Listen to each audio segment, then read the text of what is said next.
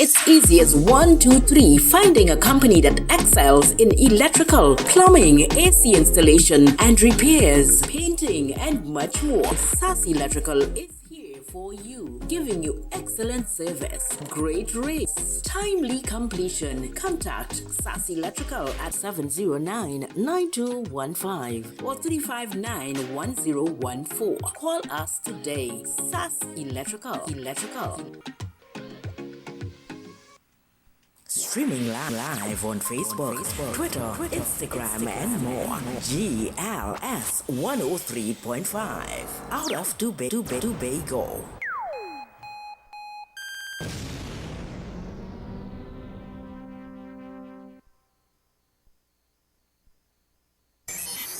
In your face, all over the place. We're online. You're listening to the hottest internet station In the Caribbean, GLS 103.5. out of Tobago.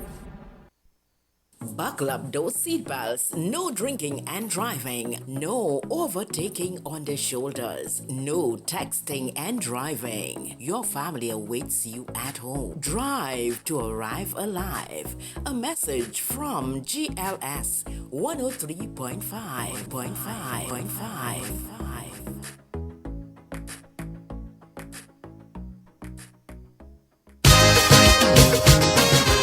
This is an SOS from the Trinidad.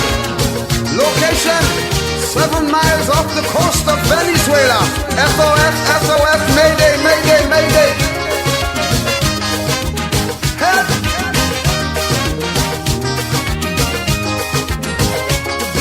Help!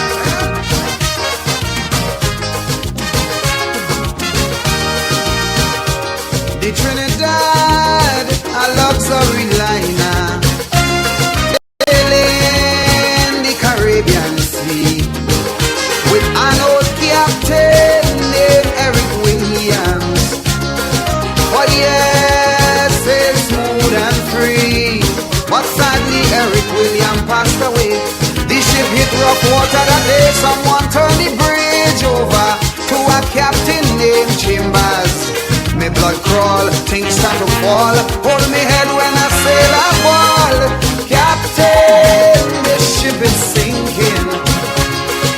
Captain, the seas are rough. Oh yes, we gas tank almost empty, no electricity. We oil pressure reading low. Shall we abandon ship, or shall we stay on it and perish slow?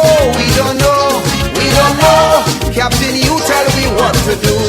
Whoa, whoa.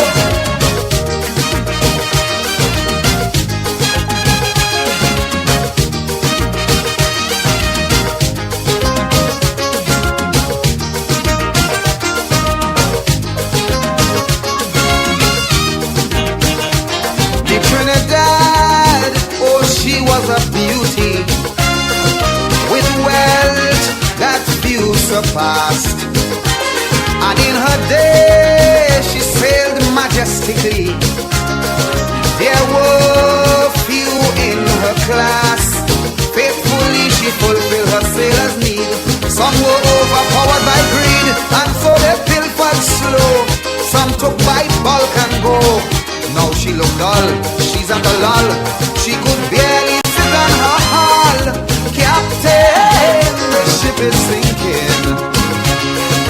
Captain, the seas are rough, oh yes. We gas tank almost empty, no electricity. We oil pressure reading low. Shall we abandon ship, or shall we stay on it and perish slow? We don't know. Captain, you tell me what to do. Whoa, whoa.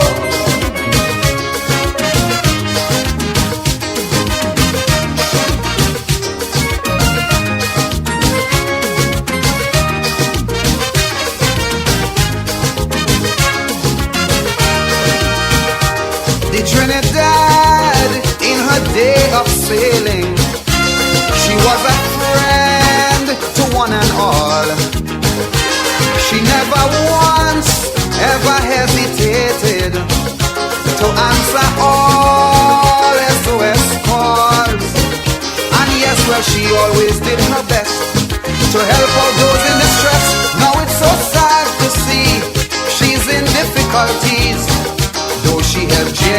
some of them cheer and sarcastically declare, Captain, the ship is sinking. Captain, the seas are rough. We gas tank almost empty, no electricity. We oil pressure reading low. Shall we abandon ship, or shall we sit on it and perish slow? We don't know, we don't know. Captain, you tell me what to do. Whoa, whoa.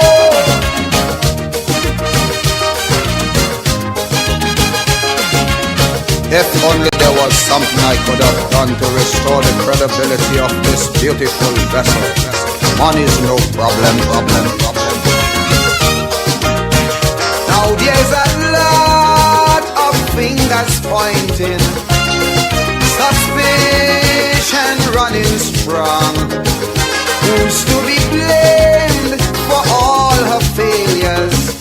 Who's to be blamed for doing her wrong? Now please remember, I'm warning you, for 30 years she had the same crew who hold the keys to her fault. So we know who's at fault. Now it's up to you, it's up to me to make her worthy to go back to sea. Captain, the ship is sinking.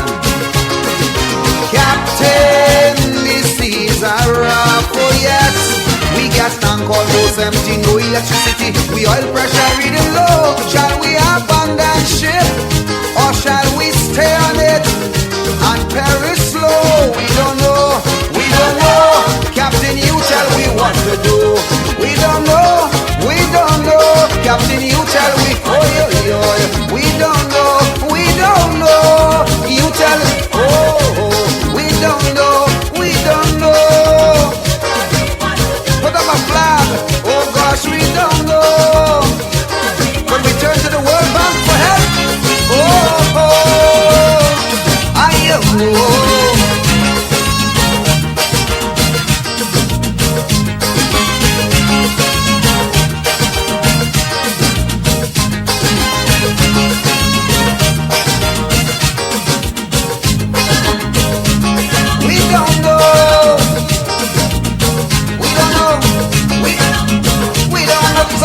Application to the World Bank. Probably they got some help to do the repairs. We don't know, we don't know, we don't know. You tell yes, Captain, you tell me what to do. We don't know. Let us know what to do. Good afternoon to one and all as we talk Tobago right here. Good afternoon to you, Mr. Charles. How are you going, sir? Good afternoon, my brother. And good afternoon to your listeners, your viewers, everything like that. Those are online. Yes. You. And I see questions start coming already. Yes. Let us do some shout out here. That's Andy. Saying hi. Anan Gulam. Yes. Hi. C. Gulam. C. Gulam. Good afternoon, Mr. C. Gulam. Good afternoon to Lee out there. Our favorite lady man. Yes. Here she asks you how are things going with you. Yes. You lose it. How things going on with you both with this virus? We will answer that as we get going there. on the back home. Yeah. Good afternoon to John Nelson as well. And Claudia Prosper. Claudia. Yes. Mr. Tony King. Yeah. Alright, we'll see some repeats there. Good afternoon. Alright. So I think I'm saying hello. Okay, Good night. I am so glad to see you. Thank you very much. We are so glad to hear from you too. Yes. As we Kelly Thomas. Hey, good afternoon to Kelly Thomas. Good afternoon to Greg McGregor. Yeah, McGregor Anthony. Yes. That is Bowman. He's in Toronto. Joined, yes. Good afternoon to each and every one. How are you guys going? It's nice being in our company this afternoon. As we say, good afternoon, reaching out worldwide, internationally. Don't forget to tell a friend, invite a friend, as we keep reaching out. Yes, Mr. McGregor, I see Toronto, yes. Yeah, Toronto. Trouble in Toronto. Yes, what kind of trouble? Well, I believe it's the pandemic all over the world with the 2019 COVID-19. Yes. It's coronavirus. Yes. And I think that it's really affecting the entire world. Yes, right now as we And see. it has serious implications that we have not been able to look at in Trinidad and Tobago. The government have been considering certain matters and so on. But we have to look carefully. And I just want to make this statement up front. Yeah, let me just say good afternoon to Mr. Collins. That's one of the pastors that has been here. Oh, Marion Collins. Yes. Good afternoon. Good afternoon. The point to I you. want to make is that in every crisis, there is danger and opportunity. Yes, so true. We have to remember that, well, in every crisis situation, there is danger Yes, and there is opportunity. so true. One of our problem is, as mankind, as human being operating in the world, those of us who are in another kingdom, in the kingdom of God, Yes. we know that we ought to put our trust and our faith in the God who created this place. I believe in that, and that's true. He has given us all the examples, all the lessons. Our Bible is our manual. Yes, so true. What we do as human beings in the world, not in the kingdom of God, is to focus upon the danger part of the crisis Of the crisis situation, yes. and not look at the opportunities that are available.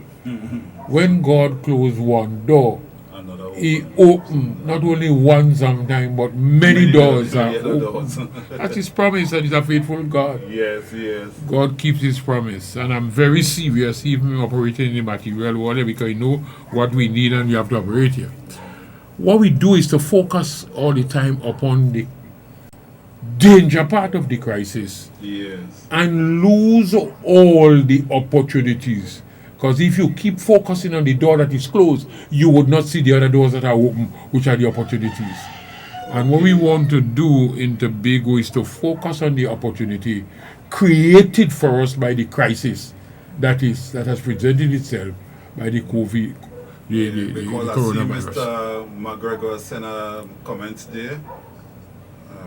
Lockdown. Yes, However, every event have to call up. And Well, that's it's the in same thing Canada, in this same country, in this same thing in country, almost all the countries. Yes. Some countries are more stringent. The measures introduced Yeah. are more stringent, but they are basically for the same purpose. Yes. So For example, there are a lot of implications for Trinidad and Tobago. yes. Most of our goods and services are imported from abroad. Important. And with the lockdown, and some of the islands in the Caribbean are not even talking Tobago alone. As you know, they are dependent upon the tourism industry. Yes. And once you're talking about aviation, which is airplane, flights and so on, Everything, yes. grounded, Exactly. airlines are going to go through in the world because just remember they depend on flight in order to earn their revenue. And once you are grounded, it starts happening in the United States and other countries in the world, that they have to be bailed out. And I'm not so sure that any government in the world has enough money to bail out these airlines and so on. It depends upon the extent and the duration of this crisis, because there is no vaccine yet, there is no cure for this yet, from what they are saying all over the world. But we with the kingdom, I want to say that Of course. God said, you remember there was a crisis in Egypt, Yes. where God people was in Goshen in Egypt. Yes. Goshen, the Israelites were in Goshen, and they were in slavery, as you know, for 430 years. Yes. In slavery. In slavery. And God would have sent Moses down there to ask Pharaoh to set them free. The king of Egypt, we call him Pharaoh, to set them free. Yeah, I like to see. And it was, let me just finish this Go one ahead, point. yes, And yes. there was about 9 plagues that he brought on there, and the magicians in Egypt were able to wrought some of these plagues too. There were magicians who could have done that. Until God bring the last plague. The last plague. What was that? Killing the firstborn. Yes. So What? Created what? A crisis. Yes. He created what? A crisis for what? For the Israelite, his people, to exit slavery. And this is what I am saying. Crisis in the kingdom is the pathway to exit out. And that is something is happening in Trinidad and Tobago, and I'm going to talk about it in that very context of Egypt. And that is why we're not worried. We continue to look at our Psalms 91, and we should really declare that over our sons and sons. That's our protection. That's what we call that. That's our insurance company. Those of us who belong to the kingdom will know that is our insurance company for the future. Psalms 91. None of these plagues will come against us. None will come near to our dwelling. So we are very happy here. You take your question now and then we go back. Good afternoon to my good friend out in Barbados, there, Sherry Griffith. You know they now have 2 cases in Barbados? Yes, yes, Sherry, we heard that Barbados now have 2 cases. Yeah. That's Sherry Griffith from Barbados. Yeah, we're saying to governments in the Caribbean, as a result of that, we should not become Israel. Sorry, not Israel. Italy. That was comments you taking here. Claudia, I don't know what is the topic, but I want to talk about victimization and any form of abuse in the workplace. Well, we don't know about that. Whatever she wants to talk about, let her talk and we will say it. We don't know about victimization and abuse in the workplace. She has her own subject matter that she wants to talk about. Maybe she have a special matter.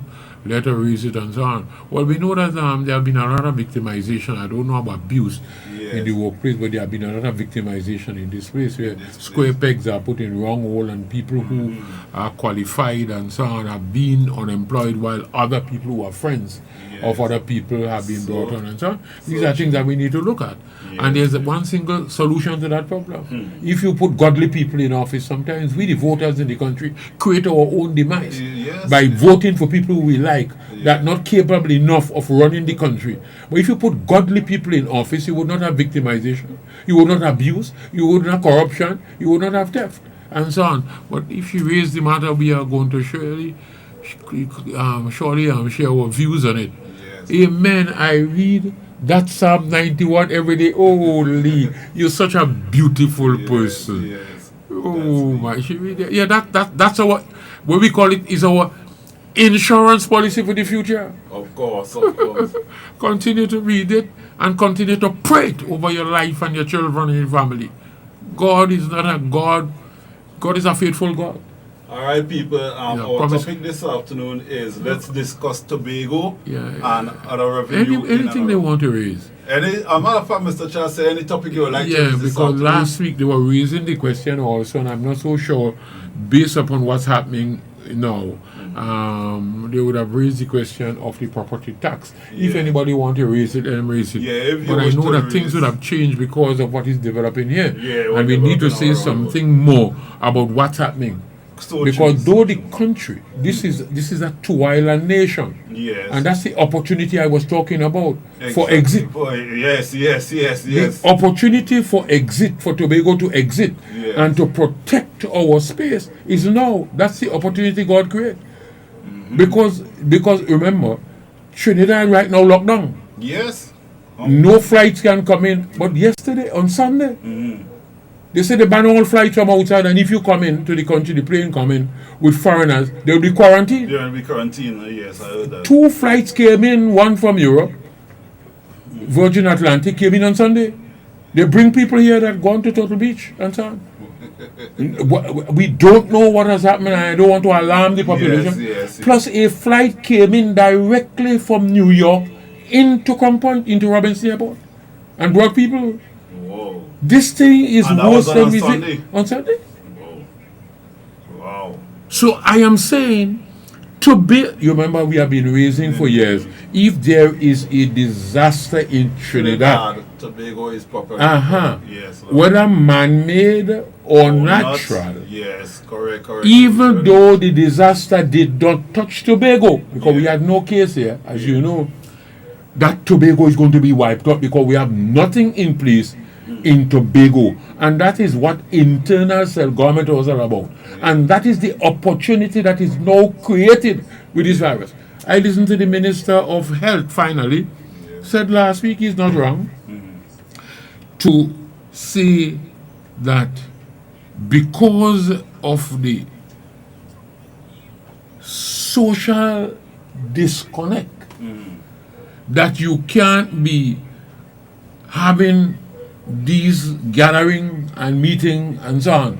Yes, Because it's easy to spread the thing. Yes. He said, make this statement that not even going to Tobago. And I said, but my God, our doctors are in Trinidad. Exactly. All the institutions of governance over Tobago, and I mean the key ones, they are in Trinidad. Our Red House in Trinidad, the treasury that our money comes from is in Trinidad. All our banks headquarters are in Trinidad. And if there is no movement to come, we find ourselves in trouble. And that's what self-government means. And I think this is what this virus would have done. Is to create this opportunity to open the eyes of the people of Tobago and Trinidad to say, hey, allow the people to have their internal self-government so that they could be able to deal with the day-to-day matters here. Yes. That's the opportunity. I'd like to say good afternoon to Tony King, good afternoon to Roger James, Good out there in afternoon. Pembroke, Tobago, and also Cane and Tobago. Good afternoon to you guys. We have some details coming in from. Let's take this one here. Give me my. No, I see Lee raising a matter which I don't understand quite well. Why say why is there always raising land taxes all the time back home? But it's not only back home. It's When she say back home, she originated from Trinidad.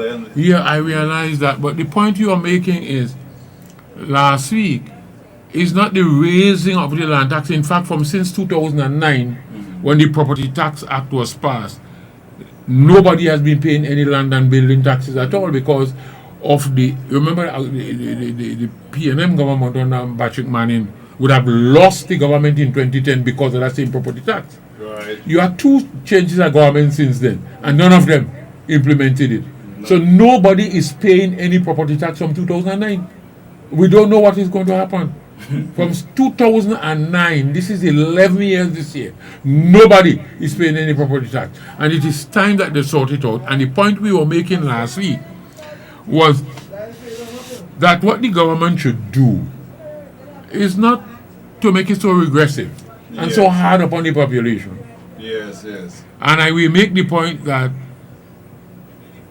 the government would have already collected up front by way of the stamp duty. When you buy a piece of land, there's a stamp duty which you pay on it based on the value of the land. And before 2009, the new legislation,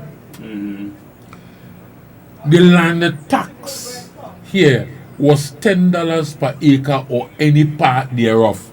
Okay. And I wanted to give some example of what the new legislation would have done.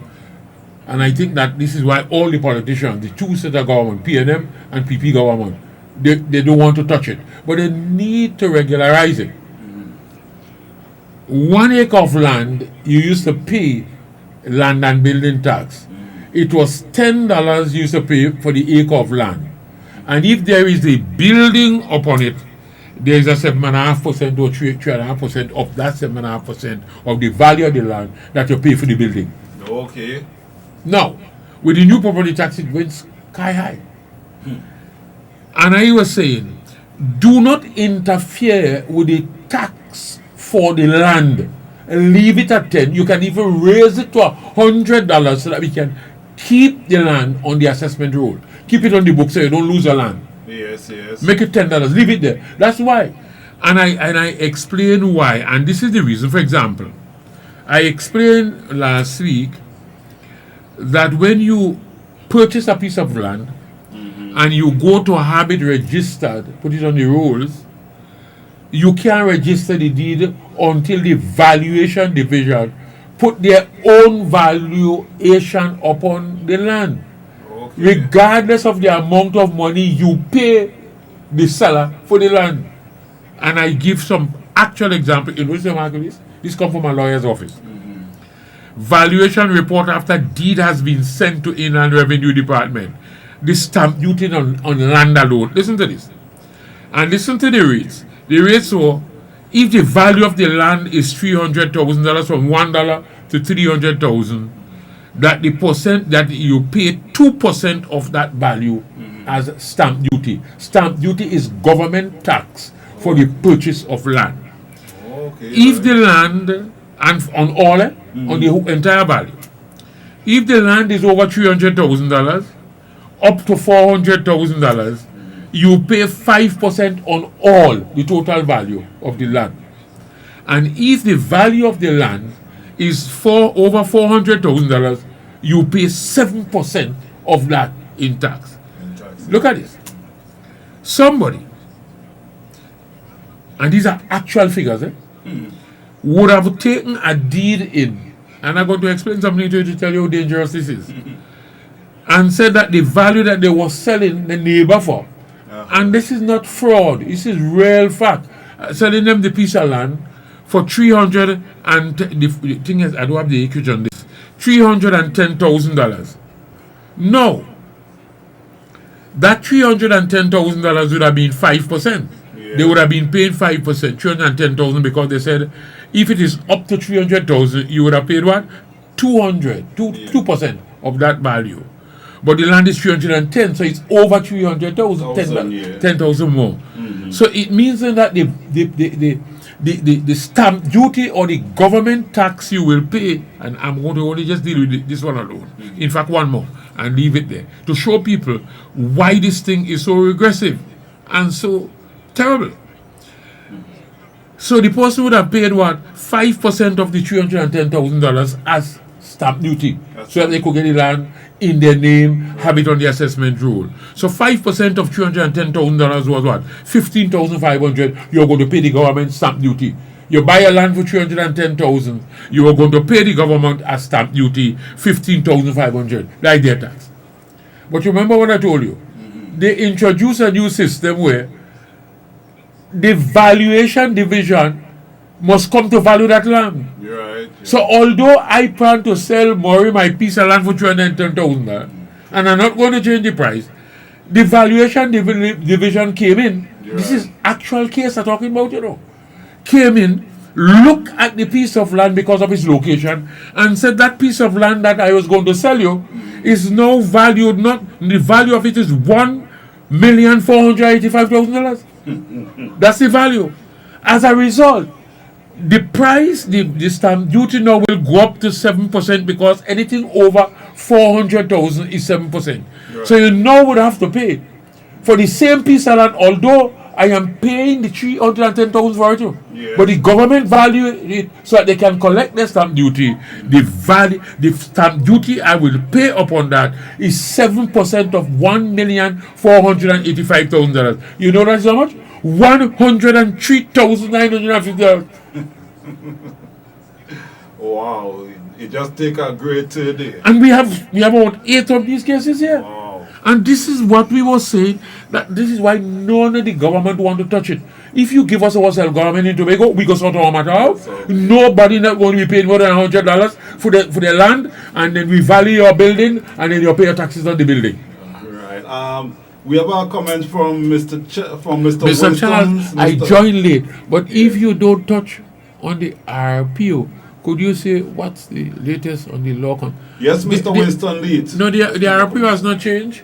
You have to come and do, RPO is the best title, Real Property Ordinance. Yes. You know how that is done. Mm-hmm. That is, you get your surveyor, you survey the land, and you have a certain amount of documents that you prepare, and it is filed with the registrar. It goes before the High Court. They publish it for a couple of weeks in the newspaper. We could give you all the details, and if nobody filed any objection, we call a caveat upon it, then the court will grant that. You follow what I'm saying? Yes. And that title is a good title. No RPO title can be bad. Sometimes they say this title ain't good because they don't have 33 and a year, 30 years or 33 years and so on. Good title on that. RPO title is good because it's granted by the court. Mm-hmm. That has not changed. But it requires, as you know, there are stringent regulation that the court would have introduced because of certain fraudulent matters that would have taken place on people from Trinidad coming here and do land in Tobago. So as a result, the judiciary would have introduced some stringent measures. There are additional documents, birth certificate, death certificate, there are so many other things you need to have. The old documentation is there. We don't want to go through them now. So the RPO is still there. RPO is still being done and so on. You're welcome, Azzy. Thank you for that information. Yeah, thank you. I'd like to say good afternoon to Crystal. And also afternoon. Fernandez, good afternoon to Thanks, you. my friend. That is Winston Lee. Thank you, my brother. Good afternoon. Keep your questions coming, your comments coming. I I saw Mr. McGregor has stated that food stuff and everything has dropped in Toronto. That's information right in front of you. You sure it's drop, he says, or raised? It can't be dropped. But the cost of food raised and gas price here in Toronto dropped down. Of course, because the price of gasoline, as you know, because of the war between Saudi Arabia and Russia. But you think that is because of the corona? No. disease? No. They would have had that war going on. And OPEC wanted to, some countries in OPEC, OPEC determines the price of that fuel. What happened is that one of them wanted to cut back the supply cut back production and not bring it. So that there is something in economics we say that if the demand is greater than the supply, the price will go up. Right. But if the supply is greater than the demand, it brings down. It's an interaction between demand and supply that determines price. So there has been a war going on, and as a result, Saudi Arabia said they're putting more gas to allow the prices to come down and to remain just where it is and so on. And then, with this, the coronavirus, because aviation, no flights taking place. No flight. Even vessels not moving out because you ban them. Even cruise ships can't move because of the fact that they quarantine them just so there you can't land nowhere. And this thing has serious implications. That we can spend some time to be discussing the implications of that. Yes, of course. Serious implications. Yes, I agree. So as a result, the price of gasoline would have gone down. Price of gasoline in some places would have gone down to $30 a barrel. From 60 something and 70 something dollars a barrel, gone down to 30 something. Our budget in Trinidad and Tobago was pegged, our national budget for this year was pegged at $60 a barrel. That's what the assumption they make, that they are going to look at the revenue of Trinidad and Tobago for the budget at $60 a barrel. Now we're down to 30. And that is why the Minister of Finance would have said that they are looking at a shortfall in the budget of over $5 billion. You know what that will mean? So it means that activities valuing over $5 billion, and it's going to be more than that, right? That's a guesstimate. That's a guesstimate. It's going to be more than that. It's going to be plenty more than that, but we don't want to create a problem here. But it's going to be more than that, and that is why gas prices would have gone down, because the price of petroleum product in the world have dropped down, so the prices of gas going to drop down. And but the point is, because of the movement, some countries you can't move, so your country might have been a net importer of food and so on. No food will be able to come into your country, and because of the panic buying, a lot of people can't congregate, they can't move and so on and so on. So they would have buy overstock in the place in order to take care of their family. And then you will find that other people who were living week to week, mouth to mouth and so on, they will not be able to get any food in the supermarket and so on. So there's going to be famine, serious famine in the world. Let's just take two comments we have from Winston Lead. Saudis flooding the market with gas at a serious time. Yeah, well, that is the issue. That's the issue, because Russia wanted to cut back so that the prices are maintained, and they said no. So that is what we call, what I now describe as the war between Saudi Arabia and Russia in the OPEC. Because OPEC determines these prices and so on. Right, and let's take from Ms. D-Jack here. What about a rental board for Tobago seeing the rent is high? The rental board will not be able to solve the problem. You want a government in Tobago. You want Tobago to have a self-government. If there is a board that you put in the place, the board will have to report to somebody else. And that person or group of persons have to be the policy maker for the country. Who would that be? That's why you need self-government in Tobago, where the people will vote for the people in Tobago to be able to run their business, and they may very well put a board to deal with this in place. The board will make its recommendation, it will go up to the legislature, and the legislature will pass the laws to deal with the whole question of land prices. And we are saying that that will be done overnight. It doesn't require a year, not a board. Because just remember, the country belongs to the people. Yes. And you can't be imposing this. Just remember, when you vote for a government, it's like a board of directors you put in place, Of course. So a board of directors is our cabinet and our government there. Yes. And they must consult with the people, because just remember, every 5 years, in the case of a general election, they have to come to the people. And people have to understand that, for you to give them the power to operate on your behalf. And you want to put a board in office, let me call it a board of directors in office that will be able to do your will, and you're bidding the people's will, not what they want. Not what they basically want. So that is the solution to Tobago's problem. Okay. So basically, board, not board. Yes. Board report to somebody. Yes. Who they going to report to? Exactly. That's you want a government in Tobago. This is why, Mr. D-Jack, it is said that we need our own self-government. That's the basic. That's the issue, and it is going to be worse because Trinidad locked down. Exactly. We had no control over what happened. And just Sunday. Just last week we had this comment. But of course, I mean, we say that for over 40 years. Yes. And it's only now the people of Tobago, this is why God would have allowed this crisis, so that Tobagonians' eyes will be open to say, Lord God, if they lock down Trinidad, what happened to us here? Exactly. Nobody can move from Trinidad to come to Tobago. Your money can't come up because your money leave Tobago and go down to the treasury in Trinidad. And you have to come back up into Tobago so you can get it to spend. Yes. Let's take a next comment from Mr. Winston Lee there. The self-government, would it be still over? No, that's what self-government means, that Tobago will have its own legislature or its own parliament that will be operating, making decisions on the things that are of Tobago. Yes. You can't make decisions to things, and Trinidad can no longer make decisions on things that are life and death to the Tobagonian. All those things that we now exercise under the 5th schedule, the government right now or the parliament right now are the ones responsible for passing laws on those. We can't pass no law on those matters. Once internal self-government is granted, that is why Robinson, our leader who was president, prime minister, an international figure, would have moved a motion for that to be done.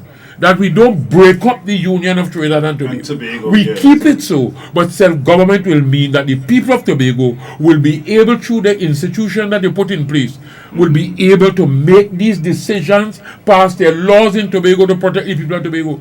As I pointed out to you a little while ago. Yes.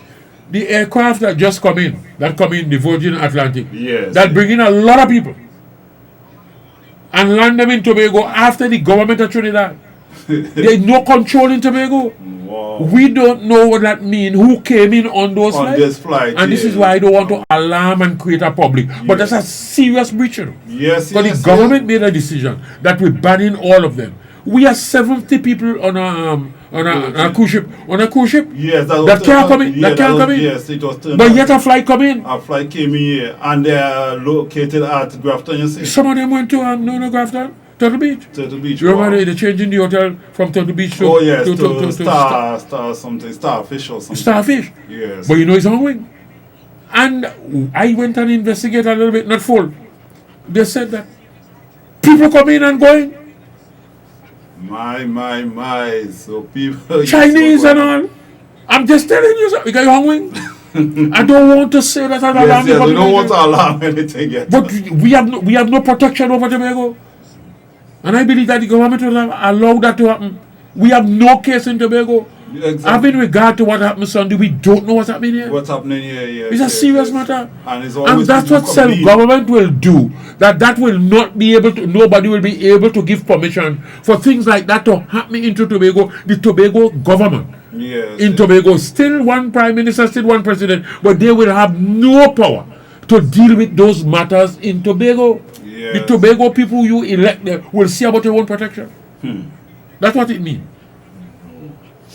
We have a next comment there from... Should a worker with no previous discipline be sent to. Because of not signing or back signing. Okay, that's.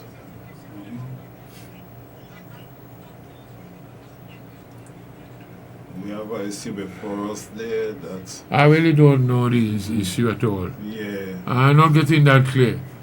I don't understand. If they have a matter like this, they can really go to the Division of Labor.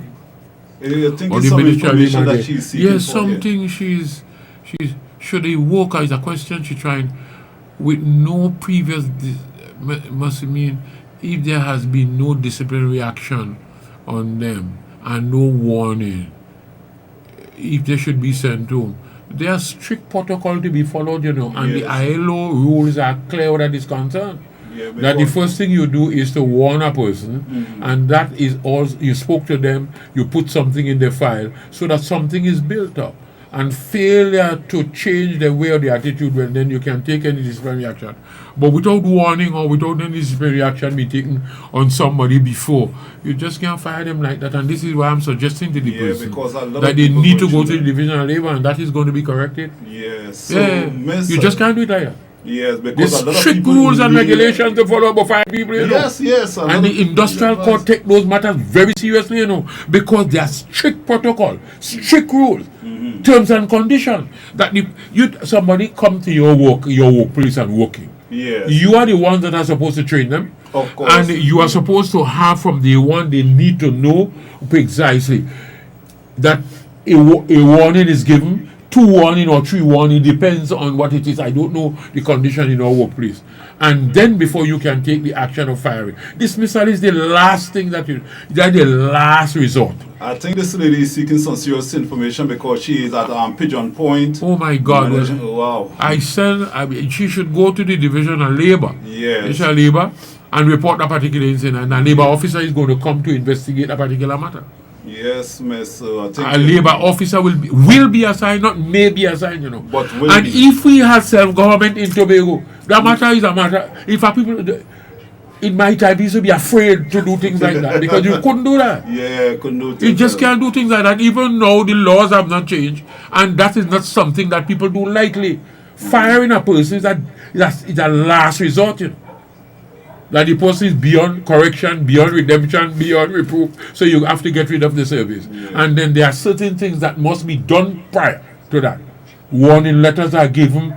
Sometimes the rule is 1 or 2 or 3. You give them an opportunity to improve and to change. And failure to do that, you give them a second opportunity to correct whatever they have to do. I don't know the case at all. But you need to really go to the Division of Labor. Yeah. And I'm sure that one of the labor officers will be able to come and investigate. You don't have to shout it out to the world, but you just quietly go there, and then they will send somebody to investigate. And I'm sure justice is going to be done to you. Let's take a comment from Crystal here. You are supposed to get 3 warning letters. Well, I don't know. Yes. There are some institutions where there are rules and there are agreements. Sometimes it's 2, sometimes it's 3. Yes. The norm as we know it, but we can't say in every industry is the same thing. But really and truly, the norm according to ILO and them should be really 3. And the 3 is not just warning. You give a warning and then you say what the problem is, and then you give the person an opportunity to improve whatever the situation would have been. Failing that, you also give them a second one, as the case may be. Give them an opportunity to improve, because you're not just giving them a warning letter. You are actually sitting down with them, working with them, and giving them a chance. Because let me tell you something now. It's very costly to train a worker, and lose them. But I'm telling you, but you would know based upon the field that you are involved in. When you train a person, it costs you a lot of money. And this is why, to get rid of that person like that, you have to bring in somebody else and start afresh, because you have to have somebody to train them, sometimes for 6 months. And I don't know, because sometimes they have a probationary period, we don't know what it is, and so on and so on. And that is why you need to know what is the norm and what are the requirements in that industry. But the person is quite correct, because the norm is 3. Yeah, because she's saying we are watching on the security. On the secretary. Or the secretary, yes. we are waiting on the secretary. Nothing going on. Right. I wonder what she don't want to declare, and she should not. We will go to that, and let's take a comment. But go to Labour first, and go to Labour first, and let them. They will be able to give you the proper guidelines, because every industry, they would know precisely what obtains in that industry as far as those protocols and those regulations are concerned. Yes. Because sometimes a union negotiate something outside of what you know to be the norm, and so on. And this is why the specific cases had to be sit down. They had to sit down with specific cases, know them well, and so on, and go through with the supervisors. Wow. We are crystal. I have been. I never fire anybody. I never fire anybody. Well, I don't think so. Even my time in the operational level, I become the policy maker, the chief policy maker. Don't fire people like that. Exactly such. Listen, with this COVID virus. Yes. And the school closing is a good step, right? Yes. So that you try to avoid the spread of this. But listen to the implications. There are serious implications. There are deep implications where that is concerned. And this is why we can't deal with that in one evening or 2 evenings. But the implication, for example, the schools are closed. Yes. There are some parents that are not teachers. Yes. And mother and father, they are working separately in industry somewhere about to make ends meet. Yes. The money that each of them getting is just to take care of the household business. So true. Know that the children, so they allow the children to go to school, 3 or 4 of them. They're going to school, they'll pick them up at 3 o'clock in the afternoon. One of them will pick them up at this time, the next one will pick them up 3 o'clock in the afternoon. Yeah. No. They are at home. Who's going to see about them children? That's the question, Yes. The closing of school would have put additional pressure and burden upon some household. Yes. These are things that we need to look at. Our social services need to look. We have real problems, This COVID thing brings a lot of problems upon people, and I don't think that the government would have worked through all of this. In fact, they could not go through all of this, But I think that there are people in every sector that could be able to advise them, say, look, the closing of school, some parents got to be staying home. Yes. But who is going to make the sacrifice when the 2 parents in this case that I'm talking about here have to make ends meet? And if both of them go out and one of them going out, the money that coming in from that one parent who is a worker will not be able to meet the bills at the end of the month, including to see about the children's welfare. These are matters that a self-governing Tobago will sit down and meet with people to discuss that with parents and to help them so that they go through this particular thing without having. So a lot of people are going to go through a lot of stress. Yes. And stress will bring a lot of other kind of problems. Good afternoon, It's Mr. terrible. Clark, Mr. Wayne Clark. And let's take a comment from Mr. Winston Lee again. Lead employers here in Tobago are taking advantage of their employees. Yeah. And that's why you need to change them. Yes. There are certain policies that have been in place that I recognize that. And people must not be fearful. Employees in Tobago are taking advantage of their employees. The employees have no recourse because they are threatened and told the foreigners cut the slack. Yes. How is that done? You don't have a government, you have a government in Tobago. You put them there to see about the welfare of the citizens and any visitors who have come here in our midst. So true. You can't go to anybody. Well, it means then that if you vote for people in office to see about your welfare and they're not seeing about your welfare, you can't go to them. It's time for them to be fired. And I'm serious. Yeah. I used to teach that, while I was chief secretary. Yes, I tell people that. Any at all you start to become afraid to go to your representatives to talk to them, it's time that they should be removed from office. Of course. Yeah. This is not a joke. Yeah, because that's the reason why you're put They're them a in rep. the first place. And if you can't talk to your representative and get them to attend to your problem, it's time for you to get rid of them. Of course. This is not political talk, this is truth. Yes. I see what she said. Thanks. I will talk to Okay, you. thanks. I will talk to you after. Pleasant evening, dear. Thank you, my dear. I'm sorry, I will get to know that person sometime. Yes. Sometimes people come to me Yes. in a lot of matters that I have to sit down to advise them, so on them get resolution. Some people come to me that they were about to lose their house up in Signal Hill about something. Wow. And the person came and said, but I remember these things were done in Mr. Charles' time. And I don't think that was the arrangement that he made. When they come, I did certain things and sent them in certain places, and they come back and tell you, thank you, Mr. Charles. I said, these people are imposing upon the citizenry too much a burden, unnecessary burden. It's true. Imagine how much people in Tobago could not even go to school because they had no money because of the state of the economy at the time. I make sure that we send them to university to be trained. We move out some people from the class of poverty and put them in another realm, because of education.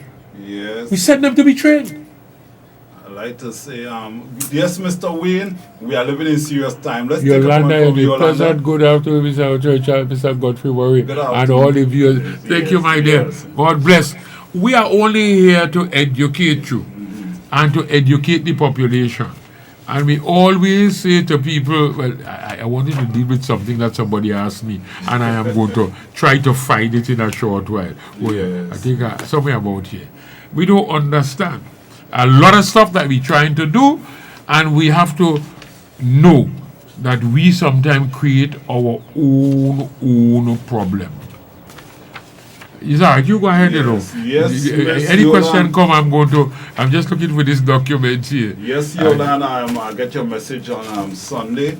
Wow. All right, that you weren't able to make it in to GLS, but hopefully to see you this upcoming Sunday in Tobago. I don't know if you're going to be here or if you are quarantined in Trinidad as well. Wow. So, you're going to quarantine somebody within Trinidad and Tobago? Well, everybody that come in, everybody that come in. Yeah, that's a serious issue, though. That's a very because serious we are making the point that this is Trinidad and Tobago. But before you go further, Mr. Charles, we ban nobody from going to San Fernando. Exactly. That's what self-government, because we separated from Trinidad. And that is where God opened our eyes to understand why they move for self-government. Yeah. That the people in Tobago must have their self-government. Yes. So that anything happens to Trinidad, whether deliberate by man-made or by nature, that Tobago is able to carry on the business at Tobago and at the same time render first assistance to our brothers and sisters in Trinidad. Yes. You can't have everything skewed on one island. And that is what God is showing us, like the opportunity that is now created with this COVID virus. Yes. Because nobody can move. Not everybody is underneath lockdown right now. And if the Minister of Health say that you try and avoid even going to Tobago, how are we going to do this situation here? Well, today I was asking a gentleman and he was giving me some details with the boat. I hear they want to cut half of the percentage of people traveling. But of course, because it's a crowd. Yeah, because it's crowded. You know what that means? And then what I'm hearing too, if you're going to Trinidad with your wife, you cannot be seated with your wife either. So now it's separation. So this is something very serious, people. This is something very, very serious. Look. Right? We need to deal with yes, that. I was going to ask you just to call out your number for the viewers one more time, because some people sometimes ask me for the number. Which one? My telephone Your number? telephone number. Somebody say you're brave enough, and I said, I have never changed a telephone number. Yeah. I change phones, but my telephone number remains the same. Right. I never change it. The number is 680-0240. And I always tell people up front, when I don't break the law, when I'm driving, I don't answer phone. Right. So And most times, as you try to get me today, remember I tell you, Yes, I was tied down today, all day tomorrow, all day tied down. Sometimes you can't find her 5 minutes. Look at the lady that was supposed to do a thing for you. But I call her, Right, I call her after I left here. Yeah, And so- Crystal, yes. Yeah, and I had to tell her I apologize, because nobody understands my schedule. Yeah. So when I'm in a meeting, I don't answer phone. Sometimes I switch off, sometimes I leave it elsewhere. I'm going to meet you. For example, like I walk in here now, the first thing I do is switch off my phone. Yes, of course. And when I am meeting with somebody, that is their time. Correct. I switch my phone off, so I dedicate that time to you. Yes, And that has been so even while I was a minister of government, even while I was chief secretary. People will tell you that. I hear men from the chamber come out tell people, boy, these are the people that come into office after me are different from him. Right. In this sense, He has never answered his phone while we are at a meeting with him.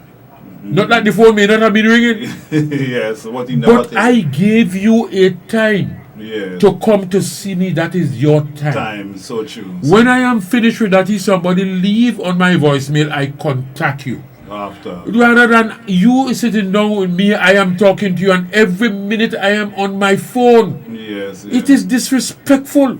Of course. That is so true. So when you get a chance, you can just call out your number for the viewers. 680 680 0240. 0240. I give it all over. So you all get his number. You can Yeah, make contact with it's him. there. It will always be important. Yeah, that you contact him. man. I wanted to mention something about the. Just take a comment from Mr. Winston Lee here. Yeah, let me see what his comment. Wait, which one? Travel, if it's an absolute necessity. Well, of course, that is quite so. But that is quite true. That is supposed to be the statement of the day, and it is the thing that we should do. But context is what shapes meaning.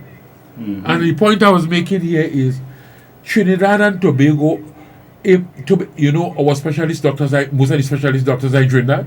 Yes, I know. Man leaving Tobago to go to the doctor in Trinidad. Tell me. His lawyer, his senior counsel is in Trinidad.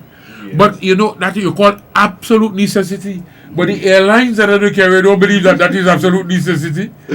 So who determines that? That is so true. And that's a serious issue, and that's why it requires policy decision to be made here in Tobago on this land by the people who are responsible for this place. Yes, so true then. Yeah, trouble if it is absolutely necessary, true. But then, as I say, the absolute necessity would be determined by whom? It's you. You have to go and explain. Yeah. The carrier, whether it's the boat or the plane who have the carrier, sometimes they don't believe that. Let's take a nice comment from Wayne Clark, yeah? Wayne? Here in New York, yes. We will not be allowed to leave our houses very soon. But of course, if this thing continue like it is, because I realized yesterday afternoon that the mayor was actually looking to ban and shut down, and you can't leave your houses. And this is, I think, the point that Wayne is making, that very soon that decision, I believe it may have been made already, but then they may have a day for implementation. And I think I gather that from the statement that he's making. You see, because he said here in New York, we will not be allowed to leave our houses very soon. And I think it's going to happen in other places. It's happening in Italy. And this is why most of the countries, especially in our Caribbean countries, that do not yet have Curtis Leacock, that have the virus. Curtis Leacock, how are you going? Thank you, man. Welcome. That have the virus here. Yes. Should have taken precaution. And the precaution is normally the necessary sanitation matters, including the testing. Yes. Including testing. But what I've seen in Trinidad and Tobago right here, that we are not doing enough testing in Trinidad. And the reason is not that they don't know that is the key to find out anybody that may be positive. But they don't have enough test kits. I use the word test kit. Yes, but that is what it is basically, the test kit. Well, so it means that the situation may be worse than we think. Good afternoon to Susan Murray from Jamaica. How are you going? Oh my God. Jamaica is inside. Good afternoon. One more comment from Mr. Lead, and then we take Mr. Curtis. To me, as the day changes, even in the other countries, yes, quite so. And that is why the government of every single country, the governments of every country, that is the policymakers of any country, have to be on top of the situation, have to be aware of what these international organizations that they would have put in place to give them accurate data and accurate information. They should be up to date with that so that they can make the necessary decisions to protect the people and the country. So but the whole world collapsed, Yes. Because just remember, most of Trinidad and Tobago, we import most of the goods coming into this country. Yes. And since you're not having any maritime movement, ships and so on not moving, we are going to have famine, if it has not yet started, in the world, including in Trinidad and Tobago. Yes. And that is why one of the opportunities created is that for us to go, in fact we should have done it a long time ago, is for us to really deal with the whole question of our food security. Yes. We have been saying that for a long time, Yes, but I think this virus would have opened our eyes to that fact. So true. Don't allow nobody to feed you, Exactly. If you allow somebody else to feed you, they determine whether you would live or you would die. And you must not allow that to happen. And this is what we talk about our own self-government. That's right. That is what self-government is all about. That Tobago would have been... Imagine that. We were talking about water and drought. Because as you know, famine can come about by government decision. Correct. And we are seeing by the weather condition. Yes. That you have no rain, you have no nothing, the sun kill everything. And it can come about by this same situation, like this virus or this plague or this pandemic. Because this pandemic would have created a situation where no movement, no food, maybe in some place, it can't be moved into other places without food because of the fact that you don't want to spread the virus. So we now have a new situation on where famine could be created because there is a pandemic. Let's take a comment from Mr. Kurt Leacock, Mr. Leacock, the man with the K9 unit. Yes, Curtis? I mean, who is he referring? Why buying toilet paper more than food? Well, that's a good question. And medication. Well, I don't know who is doing that, but I think that... because just remember, the virus is spread by touching, breathing, whatnot. So the question of the food that we buy, they are coming from certain places, right? Yes. But I think in Trinidad and Tobago, the buying of the toilet paper and so on, maybe internal, maybe the people internal to do their own protection, so you will wipe, because sometimes you don't know who come in and handle this share. When you come in, you must be able to sanitize that and wipe it because they can leave the virus on this thing. So no, that is what is happening with toilet paper.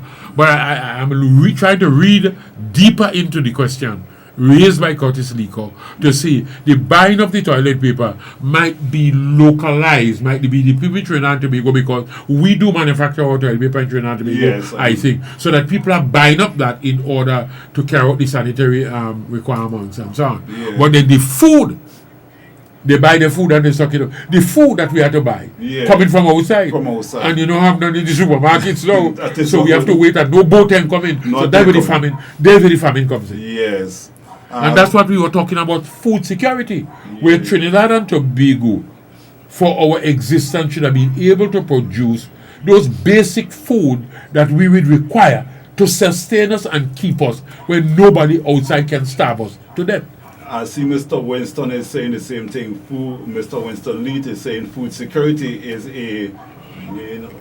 Yeah. Food security is a must, for sure. Yeah, that's the point I'm making. Yes, that's the point I'm making. And that's why you need leadership in a country.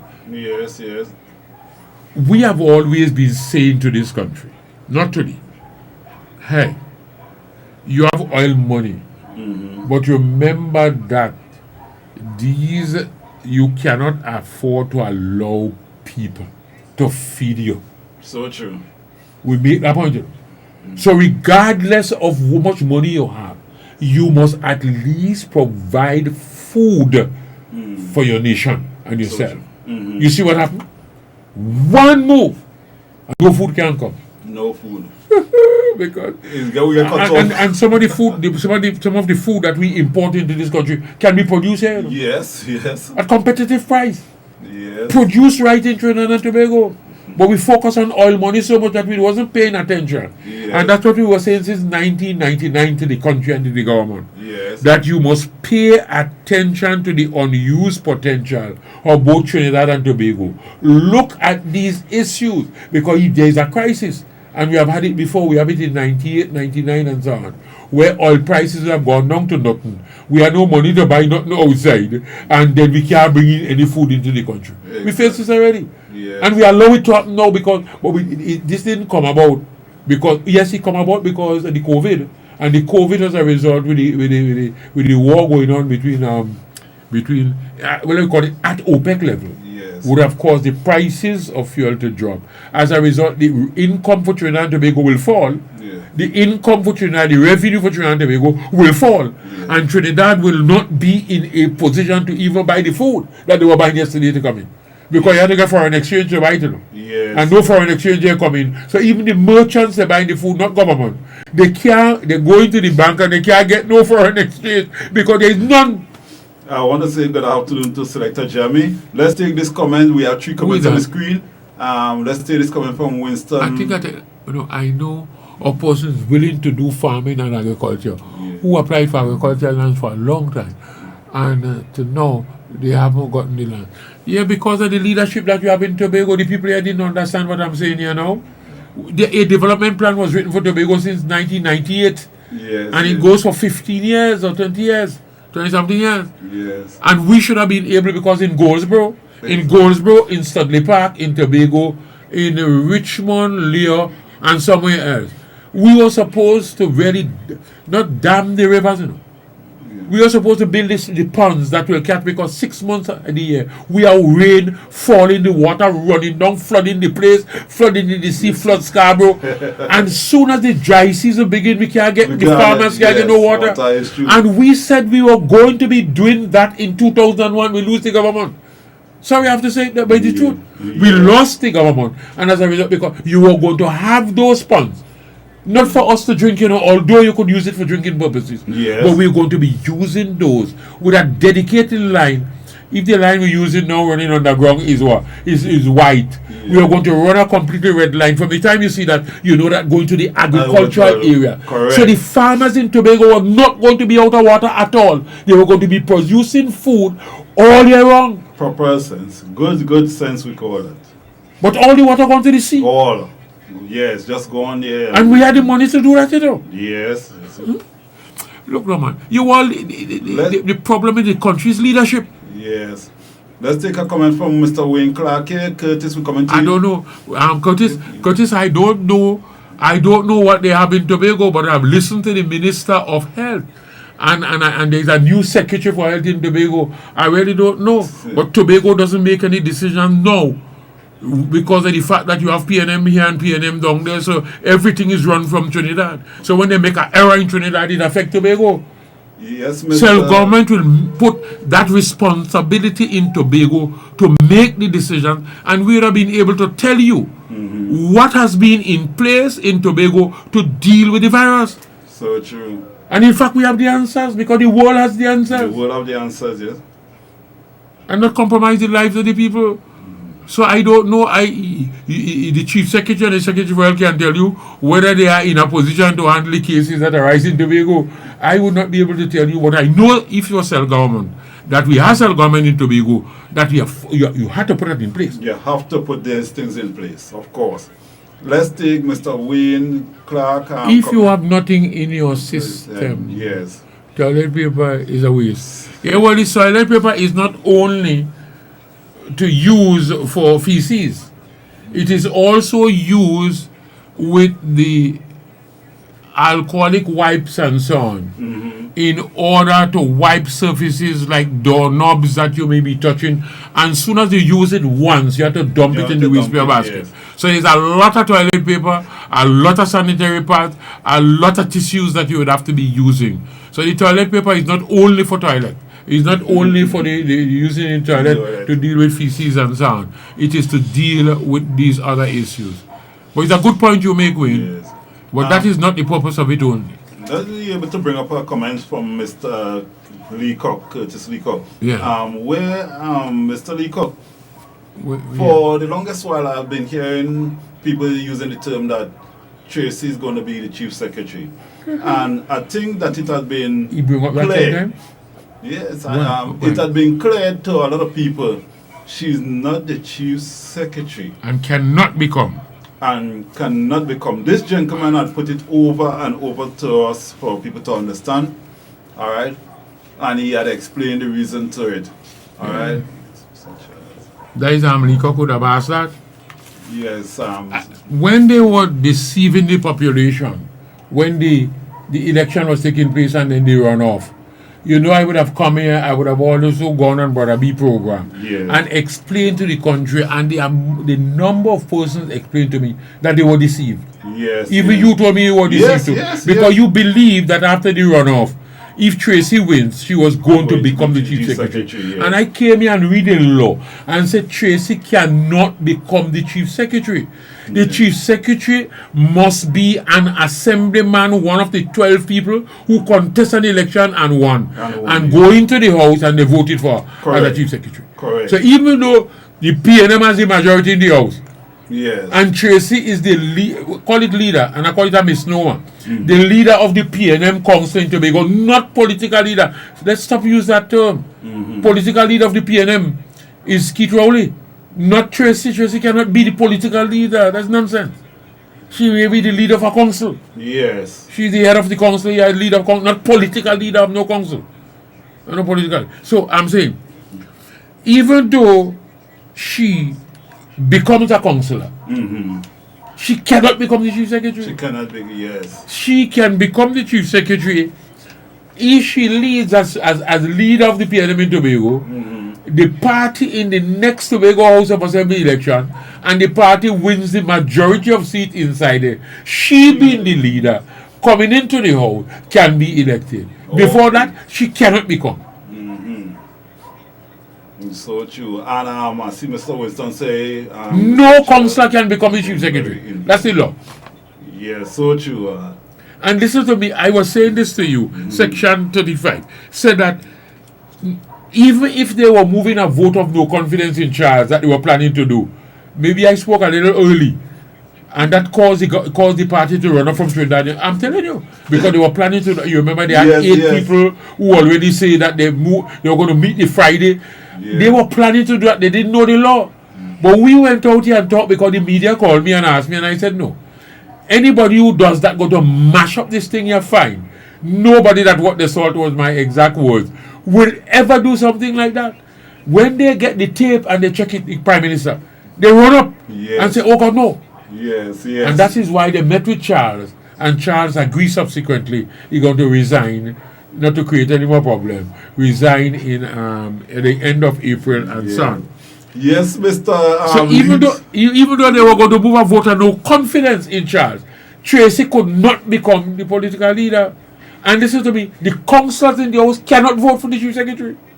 Let me repeat that. Yes. The councillors cannot vote for the chief secretary. It's only the assemblyman. Let's just take 2 comments before we read that. One person say yes, they now understand, and I see a comment from Mr.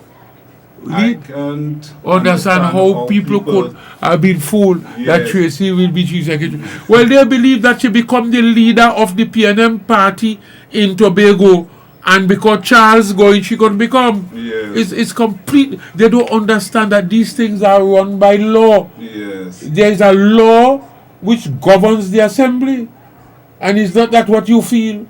And in fact, they make so much blunder that I hear Tracy announce that she's going to become.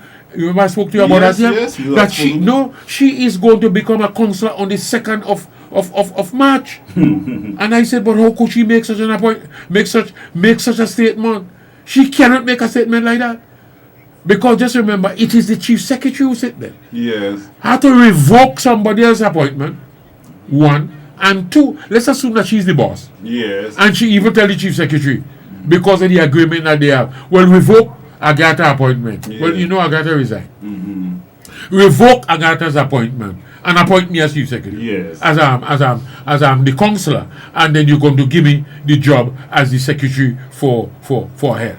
Even though she had done so, it could not have been done on the 2nd of March because the law says that once that person resign or you revoke the appointment of the let me use the one case that we know of the Secretary for Health, which is Councillor Agatha is Carrington, wasn't it? Agatha Carrington. They have to go to the assembly and declare the vacancy. Yes. At the first meeting. Watch me. And they can't appoint somebody at that meeting, you know. It's the next sitting, the first sitting after that, that she can be appointed. Yes. So when she make that statement over that weekend, I said, this can't happen. You see the day when she was made? Yes, Last week, Friday. Yes, so true. So true. They don't know the law. Exactly, such, and that is what you actually, because I remember you actually stated that Yes. before that time. Generally don't like know. this, if I'm not mistaken. Okay. Okay, I now understand why she can't. Yeah, look at that. The person will say, I know. She just This can't. is They were Jamila. mama going and fooling the Jamelia pussy. Yes, she just cannot become. I have heard so much ignorance in the public outside there. For example, if somebody want to raise the THA thing, you I tell you, boy, sometimes these questions, yes, A comment from Mr. Winston. Yes, Jamila, Yes, he will should. you will see you understand there. yeah, something that you just can't. Yes. Just it doesn't work like that. There's a law, and you can't break the law because law is the tool for the implementation of government policy or public policy.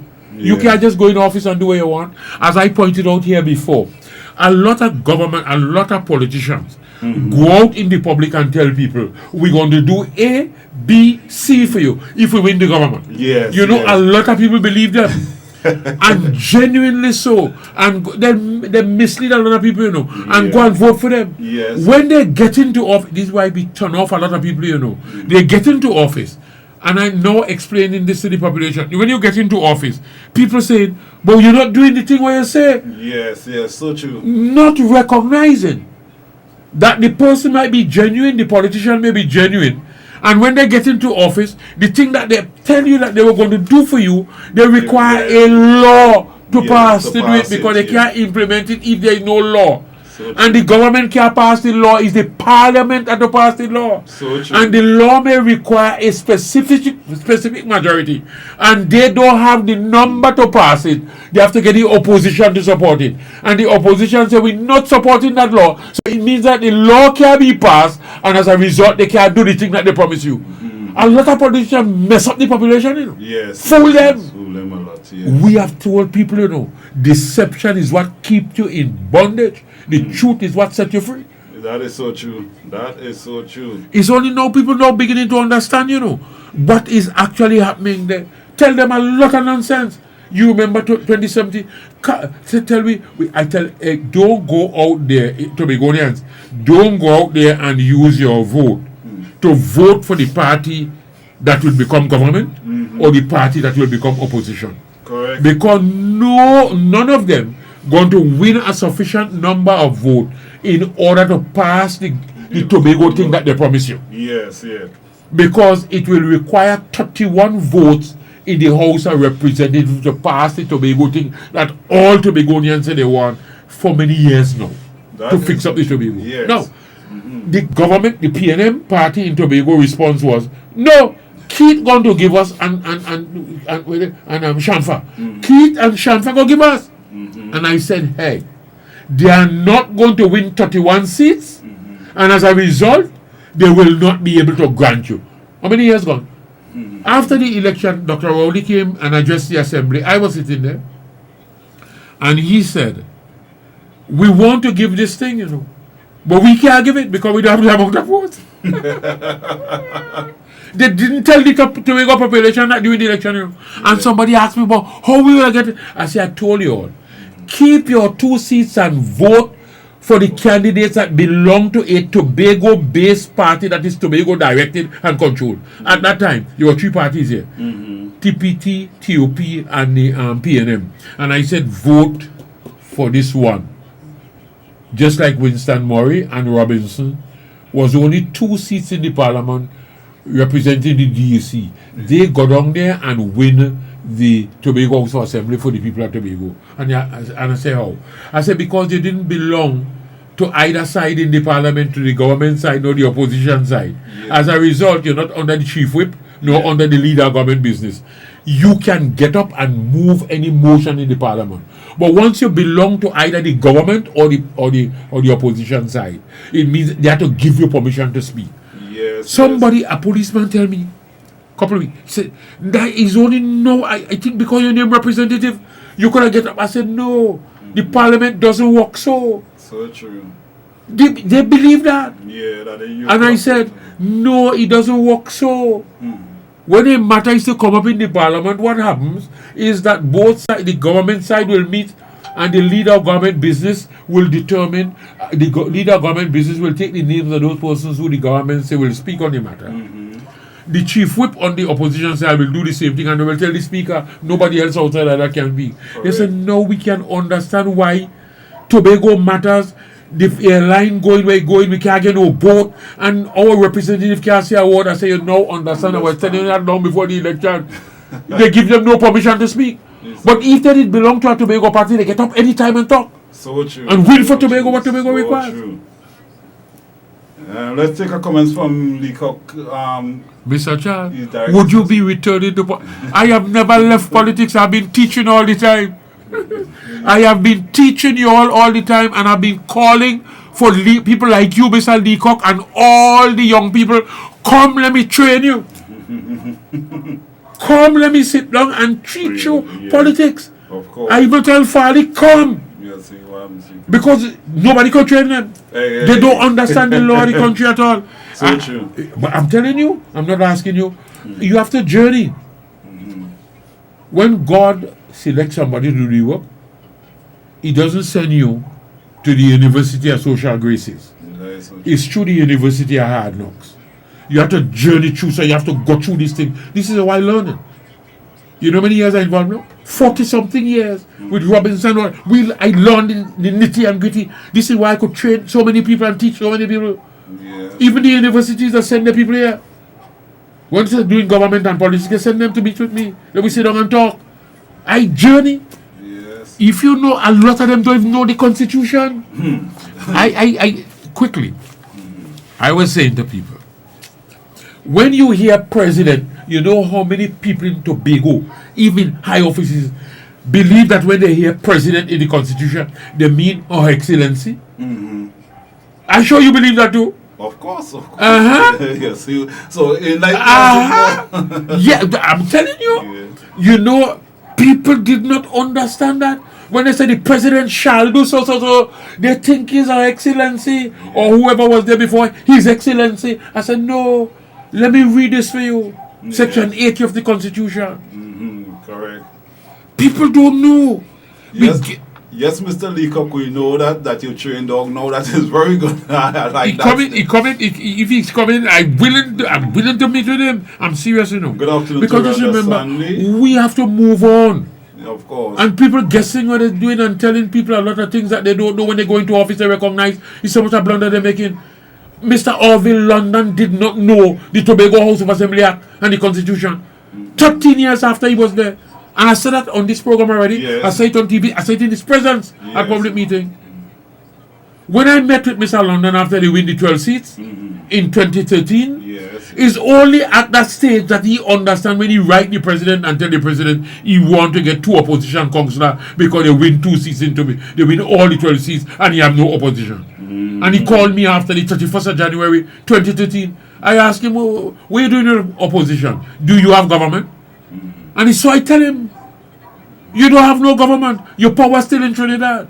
All of us have to come together in Tobago and speak with one voice to get it to be done. Once that is done, then you want a government to run the new thing and you want an opposition to be check and balance. Yes. Is then he understand the act? He start to understand the act. He doesn't even understand it. 13 years in office. And I said that boldly to the wall. Yes. Listen to this. Section 80 of the Constitution. Mr. Winston, we're coming to your comments just now. Yeah, man, we're going to take him, man. Listen to this. Nobody. You have to teach this. Yes. When I say this, even people working in government at every level say, but what do you, I didn't know this. Listen to this. In the exercise, they're talking about the exercise of the functions of the president's function. How the president will carry out the function. You know that is law? In the exercise of his function under this Constitution and any other law, the president shall act in accordance with the advice of the cabinet or a minister acting under the general authority of the cabinet. Oh, okay. So when something happens, you say the president shall, it means that the cabinet makes a decision and tell the president do so. Yes. Well, look at that. Listen to this. except in cases where other provision is made by this constitution or such other law, and without prejudice to the generality of this exception, they're now telling you this is a general case. They give specific case under which the president can act alone without any cabinet decision or cabinet minister cabinet advice. Where by this constitution or such other law is required to act in his discretion. So if the law says the president shall act in his discretion, he not to consult no minister cabinet. And it's in very few cases, and they specify about 3 or 4. All the other cases is where the cabinet said to do. Yes. People say, but what is after consultation with any person or authority other than the cabinet? If the law says so, well, it have to talk to you. Yeah. Or in accordance with the advice of any person or authority other than the cabinet. If the law says so, president mean cabinet. Yes. Say, but what is this? Because a fellow did come to me, I called and said to me, we had to petition the president to stop the election and we could go and do so. And I said, hey, that don't work. So, yes, cannot be done so. We need to do X. Yes. Let me take the follow. Yes, Mr. Lead. Wow, where is Come in there just now. all right. Hey, no, man, people don't know the laws of this country, you know. So true. So much ignorance out there, even in the media. And that is what I think happening a lot around lead, where they get in the wrong leadership. I decided to trade. I decided to trade dogs. Yeah, that is Mr. Lee say he traded dogs. Well, let's take Mr. Lead. Let Curtis Lee come. We need to know how we are governed. It's the reason why what happens to us happens in Tobago. Well, we are governed from Trinidad. Yes. Though the Tobago House of Assembly Act is there, the Section 75 of the Constitution says that the Cabinet of Trinidad and Tobago makes the policy decision for this country. And when the Tobago House of Assembly Act went before the Parliament to be passed, it requires a specific majority, which the government at that time was 19, did not have the number to pass it. So it means that the cabinet right now can overturn any decision that is made by Tobago. Yes. And that is what self-government will correct. So true that. That is what is happening now. Yes. And once that is done, Trinidad will stop govern Tobago day-to-day business. We still remain one nation. There are things which are common to both Trinidad and Tobago, like the embassies, like our coinage, like the money we use. We'll still be Trinidad and Tobago. There are several other things and so on. Yeah. Tariffs that we'll be using for border Trinidad and Tobago. But the other matters of that belong to us under the fifth schedule, education, health, tourism, all agriculture, all of those things will now be the responsibility of Tobago to make policy on, pass laws on, and to fix up this place here. Your land question, your deed question, your title to your land, all of those matters are going to be under Tobago. Yes. And next comment there. Without the cabinet interference. Right now, the cabinet is still in charge. Well, we have 2 more comments. We have. You're doing a social studies class on government. Dear Sir Charles, take a bow. Not only that, you know. Take a bow before them. I take the bow. But the point is, I have been doing this for years, you know. Yes. And I humbly come here and say that a lot of people don't know sometimes down there at Brizol. A lot of these lectures in the university in Trinidad, the University of West Indies, what the students doing either government, they're doing politics, and they're doing this. Yeah. They send the students, whether doing the bachelor's, the master's, or the PhD, they spend hours with me. And every one of them without a shadow of a doubt. Yes. On different occasions, because they don't come in groups of only once or twice, 2 persons come together. Right. They're from teachers' college and something else. But the university, they come as individual because they have to do the thesis. Every one of them would tell me after we finish, for days, they will walk away with a lot of tapes.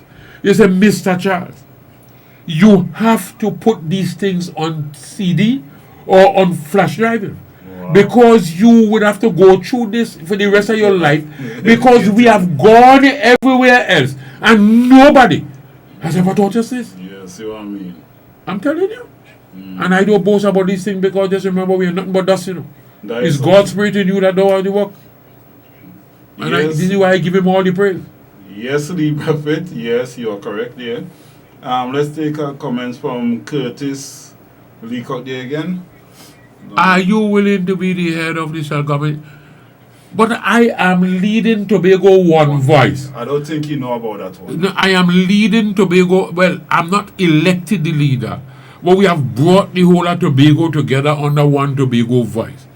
And all I am trying to do, not to be head and nothing or tail or anything, is to put the system and the structure in place and have you young people be trained. You can't stay out and train them. You know. So true. You have to be there with the authority to train them. So true, so true. When they are trained, I exit politics. We're taking too long. I didn't come here to live forever. And I don't want to be any, and I'm serious, you know, I don't want to be anything more than to see Tobago free. And you're doing Every other country in the world, every other people, Grenada is smaller than Tobago. Grenada is the size of Tobago. Antigua is smaller than Tobago, you know. Antigua is 108 square miles. Well, look at that. I kept saying we was the smallest. But Tobago is one of the large islands in the Caribbean. Trinidad is about the size of Grenada. Grenada is 120 square miles. Yes. Tobago is 116 and a quarter square miles. We're larger than Antigua. Antigua is 108 square miles. Tobago is 116 and a half square miles. Listen to this. St. Kitts is 68 square miles. We're almost twice his size. All the year knowledge. And this man is not reading for a paper. He's actually giving you facts. Montserrat is 33 square miles. We are one of the big islands in the Caribbean. Well, look at that. Look at that. And the point I'm making is, I want to see people come here and be free. But we are the only one that somebody still running. Somebody running Tobago. The richest island in the Caribbean. We sit down here hungry. And that's why we make the statement that we are walking on gold and begging people for brass. So true. If you get yourself government, you are in a position in order to sit down with the government of Trinidad and Tobago to discuss how we use the resources that we find in our space. Yes. The oil resources. Right now, you have no say in it because you vote and give the government in Trinidad because you vote for two candidates always that belong to a party in Trinidad. And you give them the authority to extract your resources in Tobago to build up Trinidad and leave your poor and hungry. Self-government is the thing to correct that. Yes, Mr. Lead. I see you, is it that you're leaving? But wait, no. He said we met today at the mall. I didn't identify myself. But look at it. Oh, Lord. Well, look at that. Well, you see how things are, Mr. Charles. Look at that. I was reading his comment before that. Sorry about that. Yeah, Mr. Charles, we met at the mall. He said we didn't identify. Because, you know, I shout out people and people shout me. Yeah. I shout everybody I meet. Okay. Hello. I don't even know. I don't want to know you. I don't ask you. Because I'm not looking for anybody. You ever hear me walk and ask anybody to vote for me? No. I want them to vote for themselves and set themselves free. Of course, and they will say to themselves when they do that, you mean is this we denied myself for so long? Oh my God, we should have been millionaires and billionaires here. Somebody has We have from Crystal. Yeah. I've never heard from anyone what I am hearing here tonight. Very educational, I have to add. But we have done that. That's our program. Education is the tool for liberating your people. Yes. There are some traditional things that people go through because they meet their parents doing it. Yes. And I explained to you before, once tradition becomes truth, tradition is to deliver truth. Yes. Tradition is to deliver truth, to give you truth. But if tradition becomes truth, it's dangerous. Because some of the things that we have been doing, they are so wrong. Yeah. And you saying by me meet my parents, they're doing that, so I follow doing it and so on. You have to challenge these things. And when you correct them, you'll be surprised to know what you would have done to your life. Yes. Tradition is a good thing, but dangerous. If it becomes truth. It becomes the truth. Yeah, it must deliver truth. For example, like Christmas. Yes. Christmas is the greatest tradition in the world. But you know, it is not true. Yes. It becomes the truth. But Christmas is to do what? Celebrate the life of Jesus. That is not what he does. Yeah, that's We will deal with that some other day. That's not what he does. Mr. Charles, Mr. Winston said, he always I was sitting with that guy. Yeah, saying what a guy, and then he said he always. I always call out to you. So you gotta be aware when this. Yes, I am sure. I was sure. Oh! You think you pick up his now?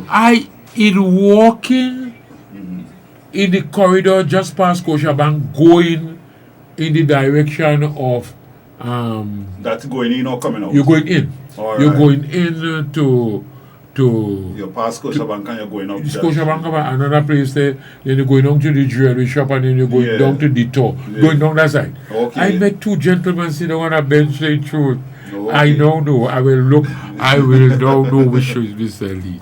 Could be one of them. Look at that. Christian said, correct. Yeah, of course. But what we do is tell people the truth, you know. Mm-hmm. We tell people the truth is the only thing that will set you free. Yes. As we pointed out to people always on this program, that knowledge is changeable. Knowledge is information, right? Yes. That is what that's why Solomon asked God for wisdom, knowledge, and understanding. We have to understand what information is. Mm-hmm. Knowledge is information. Yes.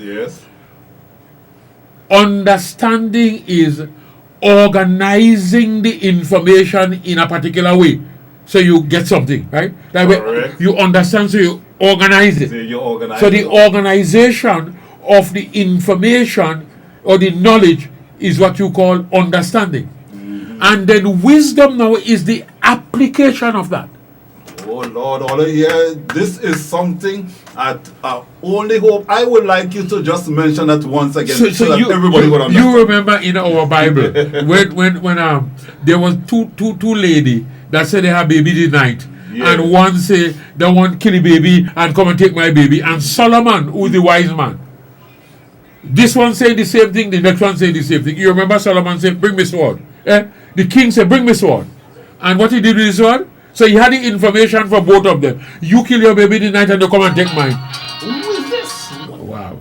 And you come and take mine. Right? The other one said, "No, you squeeze your baby and kill him, and you come and you take my baby from me in the night," and so on and so on and so on. Solomon said, "Okay, fine, I hear the story." So he collect what? The knowledge. The information. Yes. He now processed that information because of what the two people said. Then what he did was, said, "Bring me sword." And he tell them, "I am now going to divide this baby," because both are the same story. "I'm going to cut this baby in two and give you half and give you half." One of them shout out, "Oh God, no, give it to her. I'd rather he live than he die." Solomon say, you see the wisdom? Solomon say, "Give the baby to the one who say, give it to her." That's your baby. Yes. Because the other one wanted to cut it in half. That's not a baby. It's so true. That is where wisdom is. Yes. So I explain it. Wisdom, knowledge, and understanding. Knowledge is what? Information. Of course. Understanding is what? Organizing that information in a particular way. Yes. And the wisdom now is the application. The wisdom is the application of it. Yes, of course. That's right. And that is why we are to have.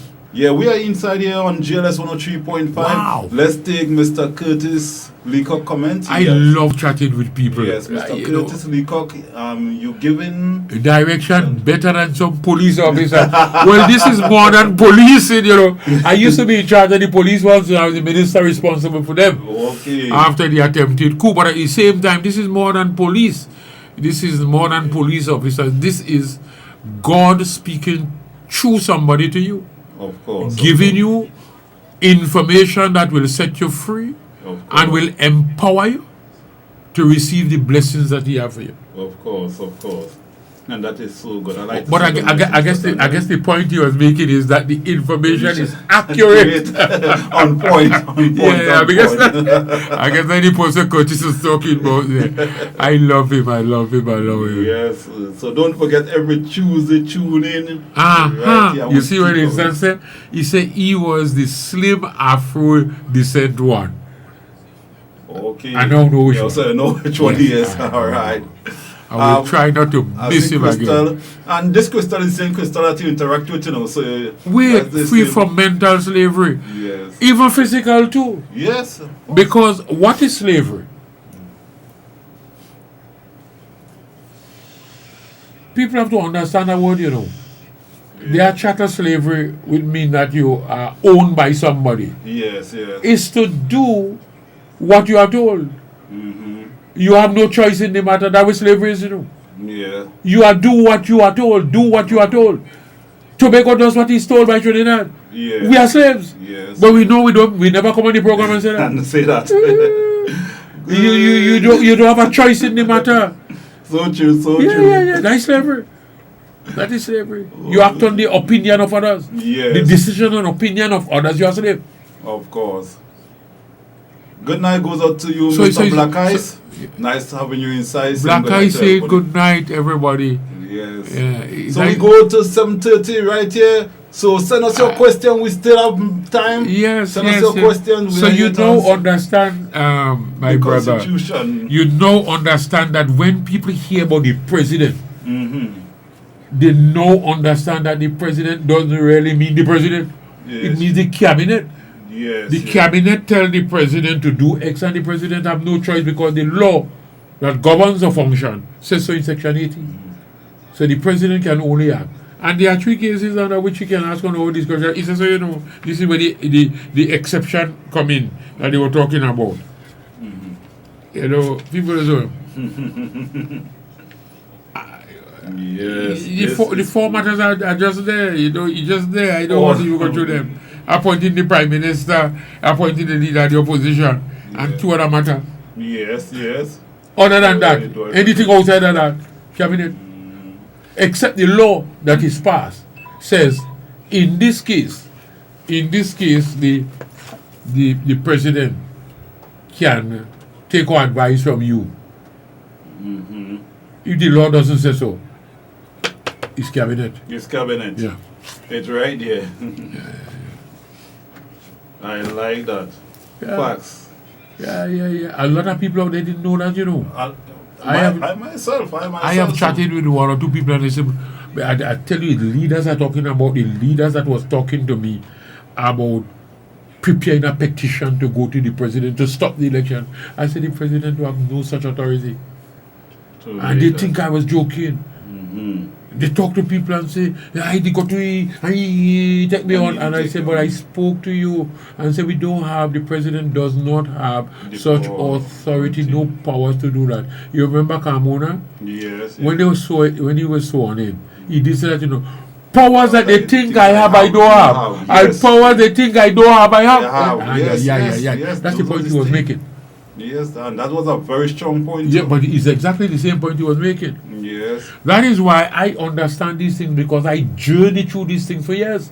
Of course. So this is why sometimes I don't have to take up. You I go tell the Section 80 says so. Yes, and you know exactly what to go to. And that will tell you take up the Tobago House of Assembly Act and Section 1 say so, Section 35 say so. Yes. We journey through those things. So when I hear Tracy herself saying, I will become, I say she has no such authority. She wants to show people that she has power and she has none. Yes, 100%. The 2nd of March passed and gone and she didn't become until last week Friday. And then I said to them, even when they go to the house and they appoint her, she takes the oath. Because she cannot do the duty, first of all, until she takes 2 oaths. She cannot perform a function as a councillor until she take the oath of allegiance. Yeah. So that's why she went to the house, and you see we saw the photograph. Yes. The presiding officer administered the oath. Yes. So that's the first oath of allegiance. Of course. That you swear that you think the Constitution and the law of Trinidad and Tobago and blah blah blah. It's there. The oath is right in the book here now. I can read it for you. And then because that is done now, she now is a councillor. The chief secretary will tell the president to now administer the oath because I am appointing now secretary for health. Yes. And she went down in Trinidad on the Friday. And the president administered the oath of office. Yes. So she become secretary only on Friday. Yes. So true. That's the law. Yeah, we have 2 comments here. Lee, let's take from Lee. You said they have mental slavery elsewhere. They have mental slavery in a lot of places in the world. Yes, and from Mr. Winston, I see the... Did Mr. Robinson or someone else say he was a... He ain't finished that. Was that what? And he came down here to... Like, Is he? yeah. Oh, right. Yes, he did say. And if you sometimes look at morning edition with Fazir. Yes. Fazir always, and I don't like him to do that. But is really the truth, eh? Fazir normally call the president the rubber stamp. you know that? Yes. And I said, but it's true, eh? Yeah. That is what Section 80 is. Because the president only do what the cabinet say. So it's a rubber stamp, eh? It's a rubber stamp, yes. But she's really more than a rubber stamp, eh? Every president is a little more than a rubber stamp. Yeah. Because I tell you, there are 4 or 5 areas that she's free to do something. Okay. And then there are certain legislation which are passed in the parliament that will specifically, based upon what I read there, say that the president would act on her own with regards to these. Yeah, because they are not... Section 80 says that. It says this. Except in cases where, by this constitution or such other law, he is required to act in his own discretion. So if the law pass and say, in this case, the president shall do so in his own discretion, cabinet don't come in there. You get the point I'm making? Yes. That's what the law say. Or if it says, the president shall do so after consultation with any person or authority, and they name the person or the authority other than the cabinet, he have to go to cabinet. Because the law say that the president can consult with so and so person and make a decision. Or if it says the president can do so in accordance with the advice of name the person or authority other than the cabinet. If the law doesn't say so. Yes. Cabinet said so. It's the cabinet. And a lot of people don't know that. I wonder if the president has any secretary. Nice Curtis. Yeah, if he has any knowledge of this. I don't. They're now learning it. And that is why it took them so long to do the things that they were planning to do. It took them long. And I pointed out before Curtis that even Mr. London, he was chief secretary for 13 years from 2001 to 2013 January and didn't know the THA. Wow. Until I met with him. And this is just the THA Act, or is this the Act for the government overall? Like Trinidad and Tobago government? The Trinidad and Tobago government of Trinidad and Tobago has so many laws. But this constitution is the supreme law of Trinidad and Tobago. Okay, right. So you have to know, you remember when I come here I tell you, your tool should be the constitution. Yes. And if you're in Tobago, this Tobago Assembly Act, because this is the prescription. This is the way you should carry out the powers that you have. Yes. So you have to know this. Yes, of course. And you have to know the constitution. Because you have to communicate to the president to do X, Y, Z, that, and communicate to the cabinet. So you have to know their powers and functions. So you have to know the constitution. Yes. And if you pass a law in the country that is inconsistent with this constitution, the law is null and void and cannot be implemented to the extent of the inconsistency. If the not the whole law, but if this part is inconsistent with the constitution, the part can be implemented. They're not going to change it. So that's why you have to have the constitution. Of course. Because the framework for all laws in the country. Yes. Can't pass no law contrary to this. So you have to know it. Of course. All right, good, nice. So that's the situation here. So, Mr. Leacock, you get your answer right there. That's a very good question. Yeah. That's a very, very good question, because I think half of them don't know. They didn't know. And we know that. And once you ask the question, we'll tell you, because people did not know. There's something else I just look at here. Yes, so true. So true. Yeah, something I tell people that we never look at. Section 1. People did not know this. So people don't forget, every Tuesday right here, invite a friend, tell a friend. Every Tuesday from 5:30 in the afternoon, we are locked on with Let's Talk Tobago, issues that govern Tobago Trinidad, Tobago, and any other part of the Any world. other national issue? Any other issues, we are here to educate. You can ask Mr. Charles any question, he will be able to answer you. You may ask me, I may just able to tell you one and two, but I may not be fully educated as he will educate you, okay? So keep your comments coming. See, we do have a comment from Mr. Winston Lead.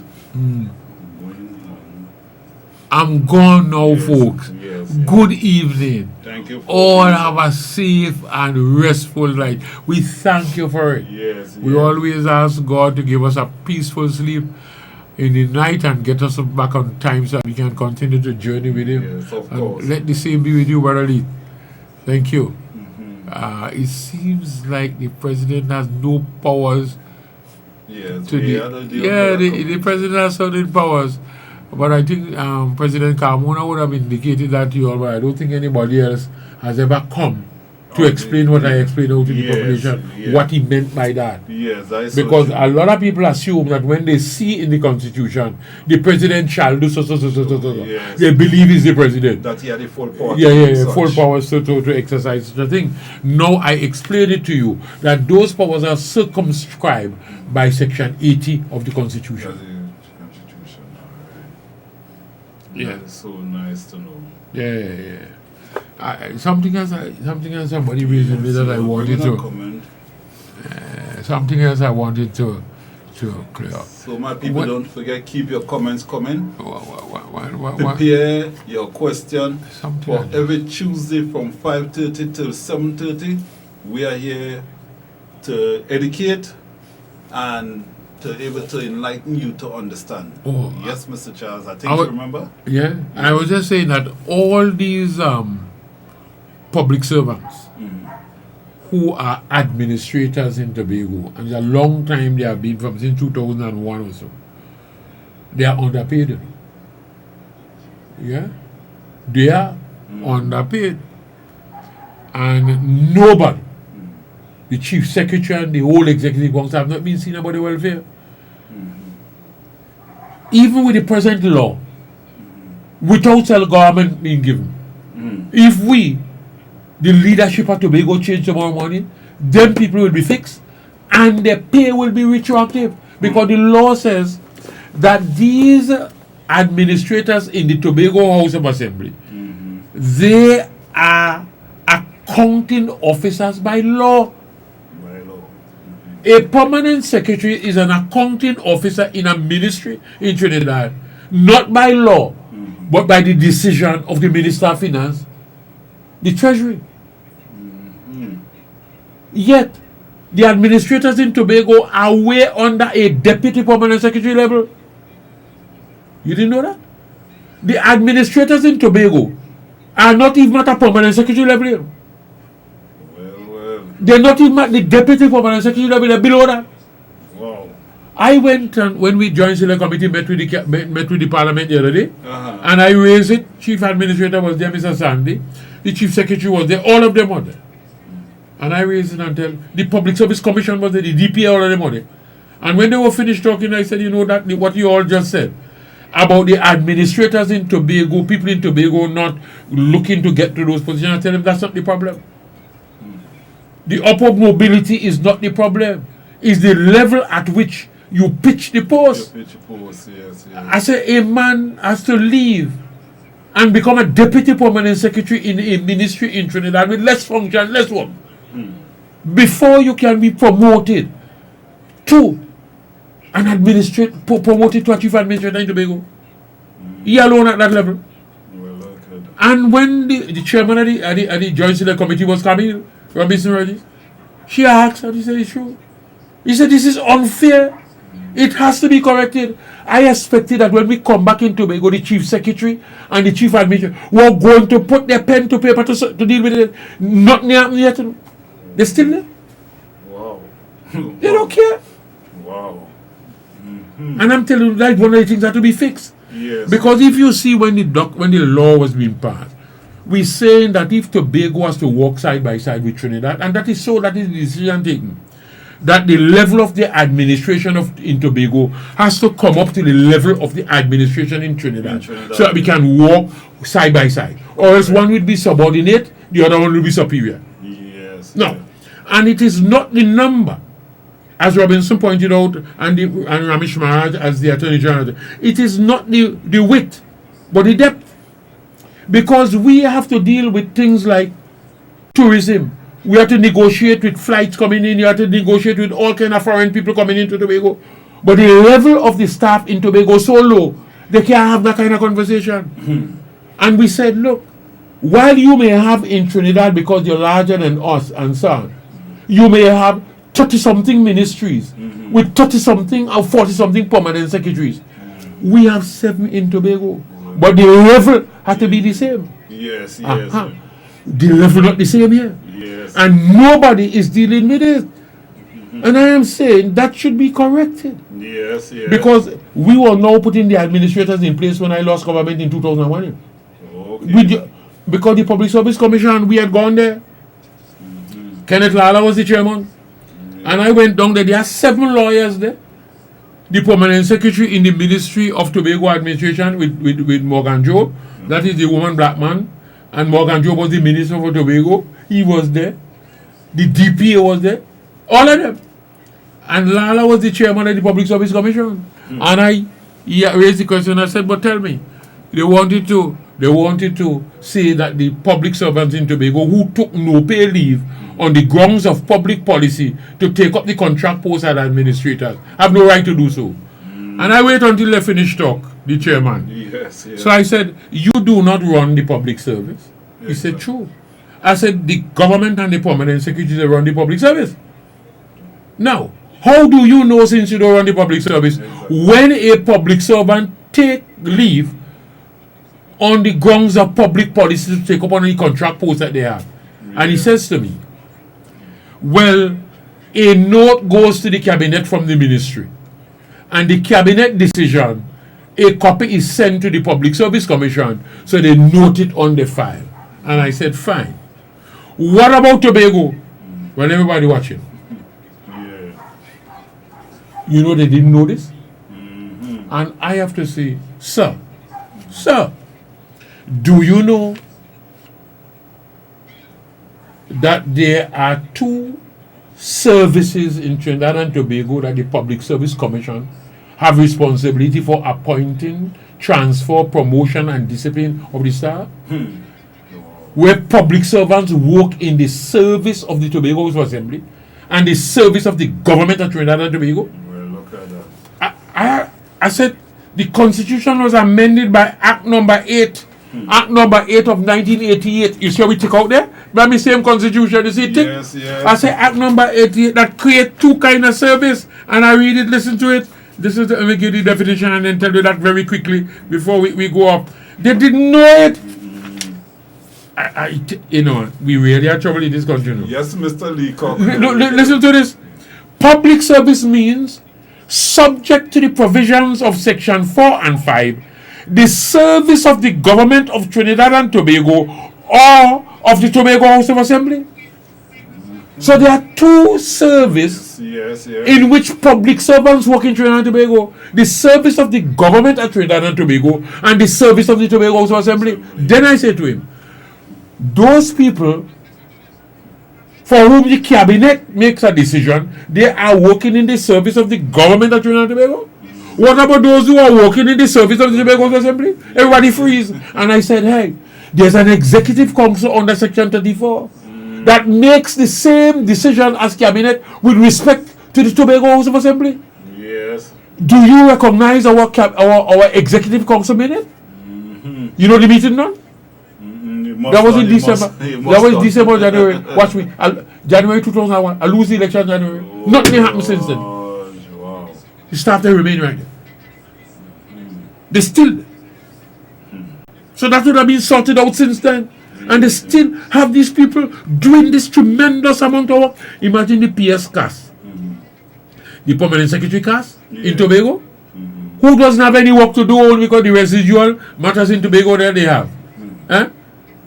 Very little on the thing. You know that the person they pay is way above all the administrators in Tobago. She have a deputy permanent secretary is way above the administrators in Tobago. Well. The people's administrator in health and agriculture and works. Wow, look at that. Tobago is being discriminated against.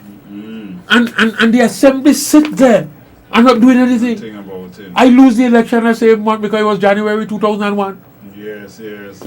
Nobody did that. And I raised it the other day last year before the joint select committee. They said it wrong. And nobody did anything about it. It's still people working their guts up and not getting any pay. All of them will be brought up as soon as this Tobago thing is fixed. Even though you don't pass any self-government thing and the election call and one Tobago voice take it over, that will be fixed the same year. The same day, yes, yeah. Yes, Mr. Curtis. Let me take Curtis. Mr. Murray, Mr. Charles, back to duty now. Blessed night. I will see you soon, Mr. Charles. And let's all remember Psalms 91. Yes, you remember that. That is our what? Insurance policy. Of course. Yes, Mr. Yes. God promised that and he will deliver that. Yes. I love you. Tobago want to fix, you know. Yes. You know, I am really saddened that Tobago matters are not being attended to. We send all these doctors to train. So many doctors. All of them, some of them in Miami, some of them in New York, some of them in all kind of city, running hospitals abroad, and we can't get them to attend to our people. People dying here. Tell me this thing. Where do you think we send them to train for? And people in Trinidad didn't understand that, you know, they follow our matters in Tobago. No. They started to quarrel when we were sending them in St. George's. And I said to them, I said to Tobagonian all over and to Trinidad, hello, you don't wait until you want a doctor to attend to a sick patient to send him to train. Because it takes 7 years for the doctor to come back to start a practice as the most junior. Yes. Wow. Well, 4 years, man. And 2 years internship. Or 3 years. Before that, they will Of course. and start Medical school. 4. And then you come back and do your internship for 3. And then you become a house officer. You're not specialized yet. So we was telling Trinidad and Tobago, hello. This is why we were sending all over in Cuba, all over Philippines to get doctors. And I said, listen, we have people in Trinidad and Tobago. We must train our citizens, invest in their brain, invest in their head. Yes. So that we will get the human resource that we require to develop this country. We have not been doing that. Since we leave office, nothing happened. Wow, look at that. Anyhow, you don't worry. You don't worry. God is good. So the opportunity created by this COVID virus is for Tobago to free itself from this slavery and this stranglehold. And we should now be making the demand for the government to pass the legislation which they have since 2016. They have been discussion going on here. About the Tobago self-government issue is there. Yes. Right, the Joint Select Committee, we went down. How much years you say that has been? 2016 before it down there. Wow. And they would have set up a Joint Select Committee, that meeting when they want and so on. But Tobago matter is not important. Yeah. And Tobago has no leadership to force it out of where it is. Because just remember, it's PNM in Tobago and PNM in Trinidad. And they say, well, don't do nothing, and they don't do anything. So Tobago just continue to suffer. And they continue to extract our resources and building up themselves down there and keep us poor and hungry. We have to fix it. That's so true. Wow. So true. Somebody have any other thing you wanted to? You could raise anything to say anything that people might be asking you. Anything people ask me and I come here, I am going to raise it once I remember. Yes. So, well, I don't know. Basically, I must say that every time you are here, I get to learn more and more, and that is important, right? And not only important to myself, but important to everyone who locked on and actually listening, right? So this is where we do educate, all right? So don't forget every And Tuesday. And I don't think that people in Trinidad, except they lock into your program Yeah, now. people locked in. Oh, yeah, I know.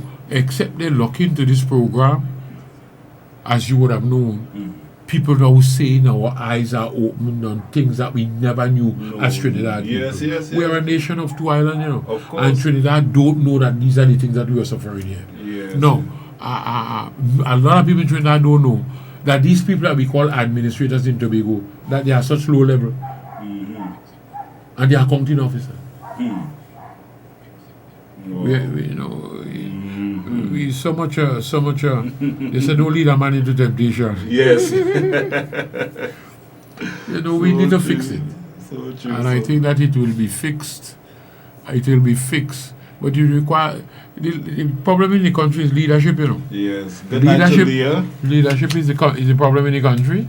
And once we fix the leadership of the country, yes. I will raise another matter with regards to did I raise it here before? I don't know why it came into my spirit. Not today. Because we beat the time. How does one move a people from the state of poverty? How does one move people from the state of poverty to the state of wealth? How does one do that? You may have heard me say that the determinants of poverty, you have to find out what are the principal determinants of poverty. We will deal with that next week. What are the principal determinants of poverty? All right. And I explain that it is one, the initial distribution of wealth, right, or the application of public policy. We're going to explain that the next time. So that's going to show you how we're going to meet, how we will move, because a lot of people in Tobago were born poor. Yes. Only few, about 1% of the population in Tobago meet their parents own a bank. That we call initial distribution of wealth. So you're born into wealth, only 1 or 2%. The rest of people are 10, 15 children working for $600 or the rest than that. Well, at $12 on the estate. And there are plenty of children. How do we move that? And that is what I was showing people in Tobago when I started to educate the children and so on. How you will do that. We are going to show that. And the same thing should happen with government in Trinidad. We have too many black people in Trinidad looking for crime. All kind of something because they feel they're not getting any part of the wealth. Chinese coming in here and benefiting, no problem. Exactly. But you can't leave your people hungry. So the wealth of this nation belong to them. To the people here. So we're going to deal with that matter there next week. Right. So come next week, people. That is going to be the topic that we're going to be actually looking at. And any other. So prepare your question. Good night to Crystal. Good night to Mr. Leach. Yes, Mr. Curtis. Good night. Canterbury. Canterbury. Yes. Canterbury just joined. Right. Nice having you love them. Board. Yeah. Bring all your questions and come. Don't forget, we are here to 5:30 to 7:30. Yes. Sometimes we go a little above. Well, we run over a look at the time, but nevertheless, I know the people wanted to hear more. So basically, bring your question. I'm saying, Crystal. Good night, all. Oh, there is another one. That's Crystal there, yeah. What is the same lady? Huh? That is the same lady? Yeah. Good night, all. Good night. Yes, good night to one and all. Yeah. So we are going to Kelly Thomas. Good night to all. Yeah, to you all. Good night to you, Kelly Good night, Kelly. Really? And we're so happy to have you. And next week we're going to be dealing with, any other matter you want to raise, but we want to deal next week with what are the determinants of poverty? Why so many people in a rich place like Trinidad and Tobago remain poor while the country is so rich? How we move them from that poor state into the state of wealth. Yes. That's what we're going to deal with next week. And people are going to understand how simple it is. How simple it is to do that. Yes. And deal with a lot of the crime in the country because people are robbing this because they can't have. Yes. And we're not saying that anybody should do that should go and rob because they don't have. But we should create some condition to prevent people from doing that. Cut with that criminal elements. Well, as I told him, Mr. Charles, I see a lot of people saying that they're looking forward to see you, and I see people who will see comments from saying looking forward to see you next week. So I know. Thank you. I will be here. I will be here. God spare life. I'll be here. So we'll be here. God spare life next week, Tuesday, 5:30. Yeah, man. Educational program. Or we will say 7:40. Because I think we had at least some room because we realize how important it is. So don't forget. God bless. Invite a friend. Turn up the page. God bless. No matter which part of the world, whatever your comment, your issue, basically, I'm going to be, please send to us. We are here to educate. We are here to let you know what it is. All right, as you see, just so the trees are green, just so we're going to be bringing everything fresh to you, bringing everything smooth to you. Yes. All right. So thank you all. Thank you, Kelly. Thank you, Lee. All right, from New York. Yes. Nice having you all inside. It has been a great show this afternoon, and I must say, Thank you, Lee. She said it's good to know new things again and again. God bless you both. Thank you. We'll continue to share with you. Thank you.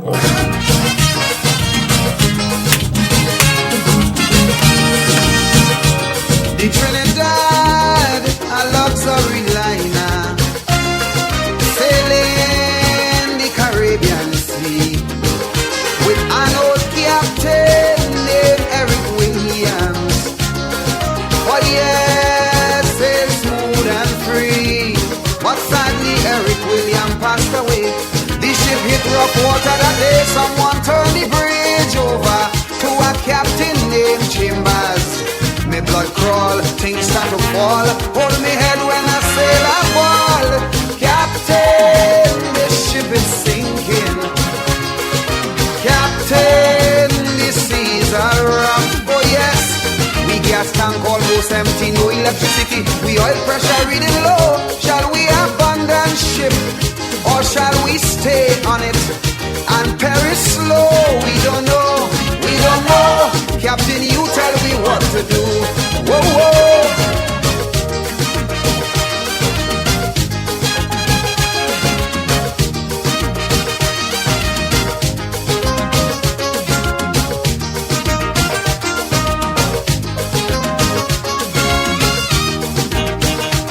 The Trinidad, oh, she was a beauty with wealth that few surpassed. And in her day, she sailed majestically. There were few in her class. Faithfully, she fulfilled her sailor's need.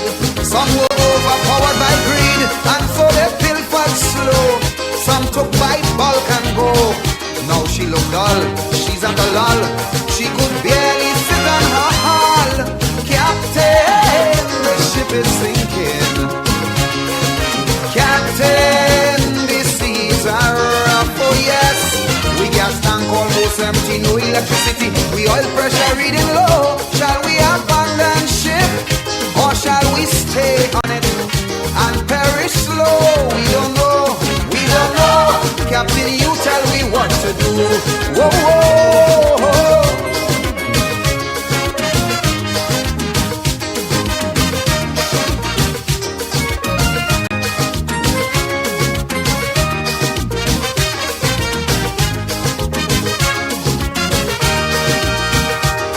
Trinidad, in her day of sailing, she was a friend to one and all. She never once ever hesitated to answer all SOS calls.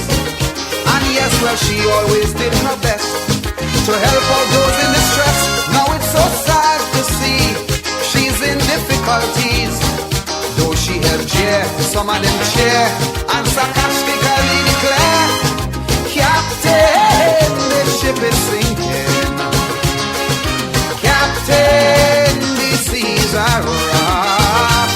We gas tank almost empty, no electricity. We oil pressure reading low. Shall we abandon ship, or shall we sit on it and perish slow? We don't know, we don't know. Captain, you tell me what to do. Whoa, whoa.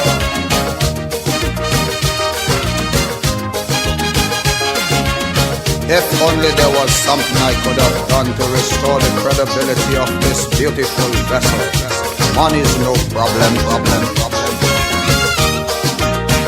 Now there's a lot of fingers pointing, suspicion running strong. Who's to be blamed for all her failures? Who's to be blamed for doing her wrong? Now please remember, I'm warning you, for 30 years she had the same crew who hold the keys to her fault. So we know who's at fault.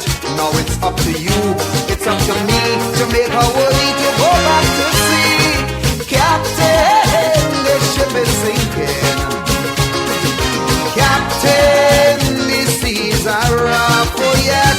We gas tank almost empty, no electricity. We oil pressure reading low. Shall we abandon ship, or shall we stay on it and perish slow? We don't know, we don't know. Captain, you tell me what to do. We don't know, we don't know. Captain, you tell me, oh you